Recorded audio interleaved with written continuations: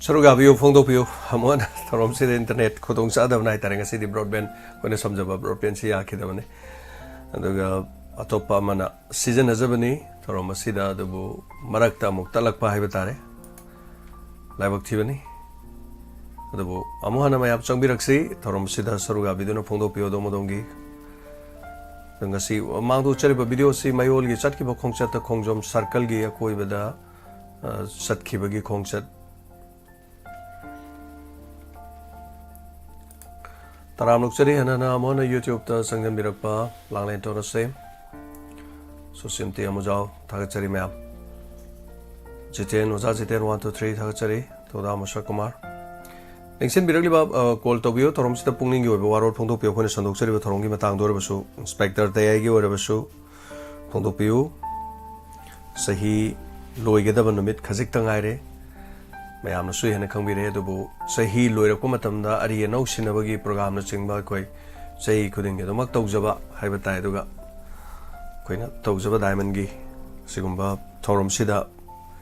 miyamna khwadi pungning sing siningai oiba koida support pibi ba haiba tare adubu handa kidi ka hena yamna lang ba khotpa natraga sunubit asi sathongna dana leirakan da koi staff sing mayamna entertainment tawba aduga khoi akhanna ba sum mayamda ngahak nungai na bagi haiba tare ngahakang mikup amatang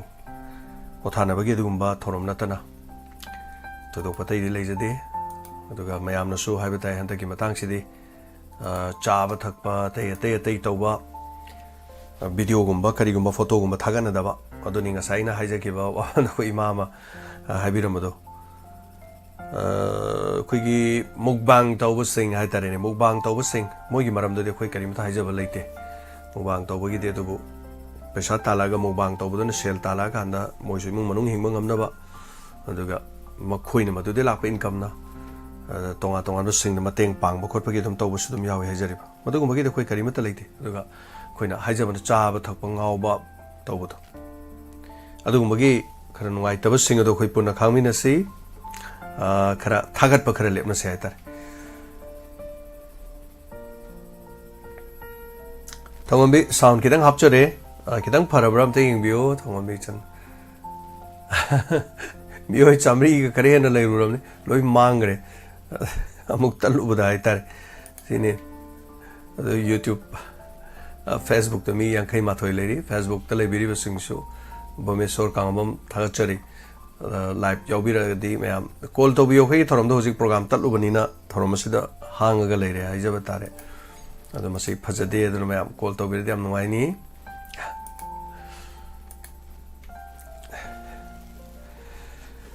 Angobi karong olengi pabunggi damakta pibirak pa ima saki sagolman maino leirakna olen khoi lupa chonga mas pibirak pa thaga chari pisak kaksing ni relief camp gi lupa chahum pibirak pa samurai lapam sanatom bisu ngasai uzaki pibirak pa dogi damak thaga chari pa chonga ra kyano maduma ngasi gi program horo matung da tharaki bana haiba tare Hello. Hello, sir. Taram luksari lang nito na same. Ibung buso na san na lap na kurumjari.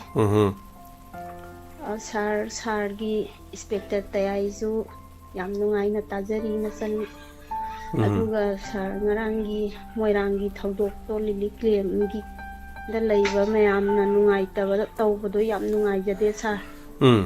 Ako'y hauji Irang je karang kanda loi doino matha sara leibam chabang khangningai maraksida lanje lal amagi mathakta amamu hapchanba maisa hapchanba haitare sa yam nungai jade na phoktok sarakani sa Nuaite ramna pau tabda nuaite aduni longne don hojik leiriba phibam se ada aphaba oirakpaduni mayamna pamis afaba yai phaba orakpaduni aduga maraksida nungaitaba thoningnaba thodok tholokpasidi yam nungaite haiba tare hoi sar yam nungaite lal amagi mathakta amagi maisa amagi mathakta maisa akhoi manipur sida lairiba awa ana taraba dagi laita lairaba mayamje asuk wana thawai wana hingingai matamjida maisa sum hapchalakpado sar ꯅꯨꯡꯉꯥꯏꯇꯕ ꯐꯣꯡꯗꯣꯛꯆꯔꯤꯅ ꯇꯧꯖꯔꯛꯏꯅꯤ ꯅꯆꯟꯁꯨ ꯊꯥꯒꯠꯆꯔꯤ ꯂꯥꯡꯂꯩꯇꯣꯟ ꯉꯥꯏꯍꯥꯛꯇꯪ ꯍꯥꯏꯇꯥꯔꯦ phone ꯍꯥꯡꯕꯒꯤꯁꯨ ꯑꯍꯥꯡꯕ ꯃꯦꯟꯁꯤꯟꯕꯤꯔꯛꯄ ꯌꯥꯝ ꯅꯨꯡꯉꯥꯏꯖꯔꯦ ꯑꯩꯈꯣꯏꯒꯤ ꯊꯧꯔꯝꯗ ꯍꯦꯟꯅ ꯃꯄꯨꯡ ꯐꯥꯍꯟꯕꯤꯔꯛꯄ ꯍꯥꯏꯕ ꯇꯥꯔꯦꯀꯣ ꯑꯗꯨ ꯆꯍꯤ ꯑꯅꯧꯕꯒꯤ ꯑꯗꯨꯒ ꯀꯔꯤ ꯀꯔꯤ ꯀꯥ ꯍꯦꯟꯅ ꯑꯩꯈꯣꯏ ꯂꯥꯡꯕ ꯂꯩꯇ꯭ꯔꯒꯁꯨ ꯊꯧꯔꯝ ꯑꯇꯩ ꯑꯇꯩ ꯂꯥꯡꯂꯩꯇꯣꯟ ꯑꯗꯨꯝ ꯇꯧꯖꯔꯛꯀꯅꯤꯀꯣ ꯃꯌꯥꯝ ꯄꯨꯟꯅ ꯑꯩꯈꯣꯏ ꯑꯗꯨꯝ ꯐꯣꯡꯗꯣꯛꯃꯤꯟꯅꯁꯤ ꯈꯧꯔꯥꯡꯅ ꯉꯥꯏꯖꯔꯤ ꯑꯗꯨꯝ ꯇꯥꯖꯅꯤ ꯁꯔꯨꯛ ꯑꯗꯨꯝ ꯌꯥꯖꯅꯤ ꯌꯥꯝ ꯑꯈꯟꯅꯕ ꯑꯩꯒꯤꯁꯨ ꯊꯧꯔꯝ ꯑꯃ ꯍꯥꯏꯕ ꯇꯥꯔꯦ ꯃꯌꯥꯝꯗ ꯉꯥꯏꯍꯥꯛꯇꯪ ꯑꯣꯏꯔꯁꯨ ꯄꯨꯛꯅꯤꯡ ꯆꯤꯡꯁꯤꯟꯕꯒꯤ ꯈꯣꯠꯄꯒꯤ ꯍꯥꯏꯕ ꯇꯥꯏ ꯈꯔ ꯑꯗꯨꯝ ꯎꯠꯆꯔꯛꯀꯦ ꯃꯌꯥꯝ ꯄꯨꯡꯈꯥꯏ ꯑꯃ ꯀꯔꯤ ꯑꯃ ꯀꯣ ꯑꯩꯈꯣꯏꯅ ꯀꯠꯂꯒꯦ ꯇꯔꯄꯟ ꯍꯥꯏꯗꯅ ꯅꯝꯈꯤꯕ ꯑꯦꯜꯕꯝꯗꯨꯒꯤ ꯃꯄꯨꯡ ꯑꯣꯏꯕ ꯔꯤꯃꯦꯛ ꯍꯥꯏꯇꯥꯔꯦ ꯅꯝꯕꯗ ꯀꯃꯥꯏ ꯇꯧꯈꯤꯒꯦ ꯃꯗꯣ ꯅꯝꯕꯗ ꯀꯔꯤ ꯇꯧꯈꯤ ꯀꯃꯥꯏꯅ ꯇꯧꯈꯤ ꯀꯥꯏꯅ ꯍꯥꯏꯕꯒꯤ ꯄ꯭ꯔꯣꯒ꯭ꯔꯥꯝ ꯑꯃꯁꯨ ꯑꯩ ꯁꯦꯝꯕ ꯈꯔ ꯍꯧꯖꯔꯕꯅꯤ ꯆꯍꯤ ꯑꯩꯈꯣꯏꯒꯤ ꯕꯥꯏ ꯕꯥꯏꯒꯤ ꯅꯨꯃꯤꯠꯇꯨꯗꯀꯣ ꯃꯌꯥꯝ ꯊꯥꯗꯣꯛꯆꯔꯛꯀꯦ ꯅ꯭ꯌꯨ ꯌꯥꯔꯗꯁꯨ ꯃꯌꯥꯝ ꯑꯗꯨꯝ ꯌꯦꯡꯃꯤꯟꯅꯁꯤꯀꯣ ꯍꯣꯏ ꯁꯥꯔ ꯈꯧꯔꯥꯡꯅ ꯑꯩꯈꯣꯏ ꯉꯥꯏꯖꯔꯤ ꯑꯦꯜꯕꯝꯗꯨꯗꯤ ꯍꯧꯖꯤꯛ ꯃꯌꯥꯝꯅ ꯎꯔꯤꯗꯨꯗꯤ ꯁꯣꯏꯗꯕ ꯉꯥꯛꯇꯅꯤ ꯍꯥꯏꯖꯔꯤꯕ ꯍꯣꯏ ꯑꯗꯣ ꯍꯌꯦꯡ ꯑꯁꯣꯏꯕꯒ ꯌꯥꯎꯔꯛꯄꯗꯣ ꯀꯃꯥꯏꯅ ꯁꯣꯏꯔꯤꯅꯣ ꯅꯝꯕꯁꯤ ꯀꯃꯥꯏꯅ ꯅꯝꯃꯤꯅꯣ ꯒꯥꯏꯅ ꯍꯥꯏꯕꯗꯣꯀꯣ ꯑꯗꯣ ꯑꯩꯈꯣꯏꯅ ꯅꯝꯖꯔꯤꯗꯨꯁꯨ ꯑꯇꯩ ꯑꯇꯩꯒꯤ ꯅꯠꯇꯅ ꯍꯥꯏꯕ ꯇꯥꯔꯦ ꯑꯩꯈꯣꯏ ꯄꯨꯂꯤꯁꯁꯨ ꯊꯋꯥꯏ ꯊꯥꯈꯤ ꯂꯥꯟꯁꯤꯗ ꯍꯥꯏꯕ ꯑꯩꯈꯣꯏꯅ ꯄꯨꯂꯤꯁꯄꯨ ꯑꯋꯥꯡꯕ ꯊꯥꯛꯇ ꯊꯝꯖꯅꯤꯡꯕ ꯍꯥꯏꯕ ꯇꯥꯔꯦ ꯏꯆꯜ ꯂꯥꯡꯂꯩꯇꯣꯟ ꯊꯥꯒꯠꯆꯔꯤ ꯄꯨꯂꯤꯁ ꯍꯥꯏꯕꯁꯦ ꯑꯩꯒꯤ ꯑꯥꯏꯗꯤꯌꯥ ꯑꯃꯈꯛ ꯂꯩꯖꯩꯕꯀꯣ ꯂꯩꯄꯥꯛꯁꯤꯗ ꯑꯩꯅ ꯄꯨꯂꯤꯁ ꯌꯥꯝ ꯄꯥꯝꯃꯤ ꯑꯗꯨꯅ ꯄꯨꯂꯤꯁꯀꯤ ꯁꯦꯔꯤꯌꯦꯜꯒ ꯇꯧꯔꯤꯁꯤ 1000 ꯌꯧꯗꯣꯔꯦꯗꯅ ꯌꯥꯝ ꯁꯦꯡꯅ ꯍꯥꯏꯔꯗꯤ ꯁꯤꯁꯨ ꯑꯩꯈꯣꯏ ꯆꯥꯎꯊꯣꯛꯆꯅꯤꯡꯉꯥꯏꯅꯤ ꯉꯁꯤ ꯐꯥꯎꯕꯒꯤ ꯄꯨꯂꯤꯁꯀꯤ ꯁ꯭ꯇꯣꯔꯤ ꯑꯃꯗ ꯑꯣꯏꯔꯣ ꯑꯦꯅꯤ ꯁ꯭ꯇꯣꯔꯤ ꯑꯃꯗ ꯏꯄꯤꯁꯣꯗ 500 ꯌꯧꯕ 100 ꯌꯧꯕ ꯄꯥꯛ ꯂꯩꯇꯦ ꯑꯗꯨꯕꯨ ꯑꯩꯈꯣꯏꯅ ꯃꯤꯌꯥꯝꯒꯤ ꯊꯧꯒꯜ ꯇꯧꯖꯔꯛꯄ ꯃꯤꯌꯥꯝꯒꯤ ꯁꯄꯣꯔꯠꯅ ꯍꯥꯏꯕ ꯇꯥꯏ ꯉꯁꯤꯗꯤ 1000 ꯌꯧꯒꯗꯣꯔꯦ 1000 ꯌꯧꯕꯒꯤꯁꯤꯁꯨ ꯌꯥꯝꯅ ꯑꯈꯟꯅꯕ ꯊꯧꯔꯝ ꯑꯃ ꯑꯣꯏꯅ ꯇꯧꯖꯒꯅꯤ ꯑꯩꯈꯣꯏꯒꯤ ꯇꯣꯉꯥꯟ ꯇꯣꯉꯥꯟꯕ ꯑꯋꯥ ꯑꯅꯥꯒꯤ ꯃꯔꯛꯇ ꯍꯥꯏꯇꯥꯔꯦ ꯃꯤ 4 ꯁꯨꯔꯛꯄꯒꯤ ꯅꯨꯡꯉꯥꯏꯕ ꯐꯣꯡꯗꯣꯛꯈꯤꯗ꯭ರೆ ꯑꯗꯨꯒ ꯏꯟꯁꯄꯦꯛꯇꯔ ꯇꯌꯥꯏꯒꯤ ꯇꯥꯡꯀꯛꯇ 50 ꯁꯨꯕ 50 ꯁꯨꯔꯛꯄ ꯑꯗꯒꯤ 60 ꯁꯨꯔꯛꯄ ꯁꯤ ꯃꯇꯝꯒꯤ ꯇꯧꯕꯁꯤꯡꯁꯨ ꯇꯧꯈꯤꯗ꯭रे ꯑꯗꯨꯕꯨ ꯍꯟꯗꯛꯀꯤꯗꯤ ꯑꯩꯈꯣই 1000 ꯁꯨꯔꯛꯄꯒꯤꯁꯤꯗꯤ ꯑꯩꯈꯣꯏ ꯇꯧꯖꯒꯦ ꯃꯌꯥꯝꯅꯁꯨ ꯁꯄꯣꯔꯠ ꯇꯧꯕꯤꯌꯨ ꯑꯗꯨꯒ ꯊꯦꯡꯛ ꯌꯨ ꯁꯣ ꯃꯆ ꯊꯥꯒꯠꯆꯔꯤ ꯑꯗꯨꯅ ꯑꯁꯨꯛ ꯁꯥꯡꯂꯕ ꯑꯩꯈꯣꯏꯅ एपिसोड अमा करिगिदमक्ता तौरिनो हाय कांदा पुलिस पु अवांग थाक्ता थमजनिबा लेपाक अमा चौखुटपा लेपाक अमा असेंगबा ममी अमते लेपाक तुदा इंग तप्पा चुम्मगिदमक्ता पुमनमक सिंगना माय पाकननबगी करि तौगदगी हदि लेपाक तुदा लेरिबा पुलिस से मसी मथौ याम फबा थबक याम सेंगना तौबा तंगाई फदबम कुगले अखोइसि लेबाक्सि लेरिसि फत्ते पुलिस अदु हाइबिया हाइरबै नतेको फत्तबसु मयाम थोखरे थौदो अफबसु दम ले पुलिस की माइकैदगी अदुना पुलिस हाइबसे याम योखचनिंग बाय तारे अदुना योखचनिंग दा पुलिस गाउजबनी पुलिस डिपार्टमेंट मु गाउजबन मरमर कांदा मखोइबु चिंखटपा मखोइबि अवांग थाक्ता थमदुगा मखोइगि अमोटपसु दम उथुइ अदु माइ तौदना हाय तारे अदुना हंदकी लानसेदसु पुलिस लाइकिदि मखोइ इमुंग मनुंग दा अवाबदु सुमाइना वाइ हाइबदुगी मतेक अमा उच्चबनी मदुगी रिम करे हाय तारे सेम खिबगी मेकिंग दो कमाइना सेमकिगे कमाइना कोइ कनो सिनमगी मयाम उहनजद्रिबा अदु मसिसु बाय बाय नुमित उच्चगे थैंक यू सो मच कोर्सु याम लाक्ते ngasi इमा श्यामा लाखरे इमा तराम लोकचरी हेलो इबुआ आइजु इमा तु पुंगी वा अमता जी अमनि जदी थांगते को असिदा चैबै वादी नते को मोय अखोइना पेंददना सम पाउदम बा हाइता पाउदम सिमा चैबदी तौरगुम सि चेनेन थिंगिनी कोइमा नंना दुमाइना आना आइ बोति दले चैबदी तोक्सेमा अमो आई होरेन अमो कोखलकने को चैरोय मबुक फाबा मिगिदी सरुक थुंगे हाइबदुनको मैतैदी तुमिना दुम लैजब ताबनीने बस थाई चतप यादे बस थारुरसु बचेंथोक चेंजिन तौरे ना मी अंत तोंगिद्रे हाइरे तौरु बा खुदिंगा कुकीगी मिचंग ओइना लोइ ओइथ्रे मखोगी सरुक हेत ओइरमी लेबाकी मपुना हराव नुंगाइबगी मवोंगदुदी को अमगिदे संगाबा अमगिदे इनोग्रेट तौबगी अदे पैसा येनबगी अदुबो इनमेट कांगुदी बुङो यामना साउरिने ngarang magtada moirang emele gi mayumda anaba amata phudi chingluबगी wari do pendaba kaya phongdongna ripa koi bunga pendaba ngakta asumna kaidongoi ko hai bunga aikoina ngaidori bano haiba amaromda marakhida ko prime minister gi subscriber di 44 crore yau chalakre haire ko wari ju nungai tari ba ko अदो मानसु आहान मी ओइरी हाइरी असुमाइ सुम मोइगी तारगा लई तानी प अकोइ मैतै जे कताइ थमदोरी बुङो सिनी बुङो बगदम जगे तौबनी तो छिलके इमा हाइ बुवासिन नि पा हाइ पाखली मा कहीं पाखलु नु करिनो इमा เทงนาตาบันนี้ก็ต้องคุยที่สำคัญขันเดรจะมวยน่ะดูตัวว่าตัวมารำเดียคุยเสียคุยกิเลบักซีคุยมีอันไหนบ้างงาอัมมันเทียบคุยกิเลบักซีดีคุยไปปูนงาอัมมันนี่ไปปูสุเนี่ยยามน่ะลาริกให้ตรสุไลชูยามน่ะขังไปบัตตาเรมาตามมากินทาวสิงมามังดาฮอร์มสิงดูมวยการีลาริกตามุกีมคุยไลชูงักตันนี่ญาณโลกสิงงักตันนี่บมวยน่ะตามามิสิอิมาคุยนึงสิคุยน่ะตัวบัตรบักซีดาฮัลลัมมันวยน่ะคุยสวยมั้ยอิมาหอยน่ะอุบิรัมด้วยนี่อิมาน่ะอิจฉาไม่ยามเชื่อไม่ดูนี่จำมันเนี่ยอดุนั่นเนี่ยอิมาลาริเหตุผลอิมาเอเมดีนัทเทียดนะวารีบอยบุกไอ้คุยอีไปผู้สิ่งที่เอเมมตันนัทเทียบอดุไอ้คุยอีไปผู้นัททางตันงาอัมบัทางตันสามมันคุยที่มังจักรบันนี่ไอ้คุยที่คาบูเบลีมังเงดอมวยอินเดียดปุลุบเดกิไอ้คุยชมนักกันดูสู้เสไอ้คุยบรรมพุทธโซนักกันพบเนี่ยสามเดกิชมนักกันนิกที่ตัวเรียนเดกิฮาวร์ไกส์สาวกระบันเนี่ยไอ้คุยมาพมเสงั้นสิดีมวยปุลลอร์กันไอ้คุยไม่ยามมังกระดุมเลยระบันเนี่ยอะดูบุยมายิงเทรนหายกันสู่งั้นสิขบวนเด็กยาวริตัวนี้ไอ้คุยอีสานไอ้สากีรำดงงักนะเราไปสากีพรุ่งงักนะเราไปทองลาด้วยคุยเดลเลยใจนี่หนึ่งงักปุ่งกำเดรให้ไปดูไอ้ยาบปิวหายได้เสียยามเสียงหายได้คนไล่ไปสิลานหกจีอินเดียได้ลานหกจีให้เป็นนั่นเองมาดูไอ้เนี่ยยาดี unlawful activities สิ่งการได้คุย NSA ปาลเจลได้บอกทำไปยัยบัดดูบุตรวิกได้บุสิ่งดูนั่นตัววิได้บุตรอะไรที่เกิดบุตรอีสานอีสานบุงักชอบบุตรแบบนี้อดุนะสกรมการเดลานจิลอยดูนมวยนักกรมการชินบิดมาสิที่สุงขันขันบิโรนคุยที่สุงขันบุขันเดรเขาจะคุยกันอีกขันบัดตายคุณงักลิบสิงเสียกระไมตัวเดินมวยมาทงนาสิฮัลลลอยเดกีไอ้คุยกระไมตัวอิริปักสิงักกันเดกีคุณงักลิบสิงสิกระไมนิสรายฮัลลลอยเดกีเขาจะเอาว่าบัดตายว่าเรื่องเกมเดลีสิงสิเล่นงานน่ะปีพัมทบกระปีริโกปีรักแต่ว่ามันทำไม่ยามใครน่ะเดินคุยเย็นทราบแต่ไอ้คุยไกลเดพอตับไตไปสันทำมากะมิงอนเดพิจาริงเดบิมาตัวดูคุยคุยสิตุกไปยาระรอ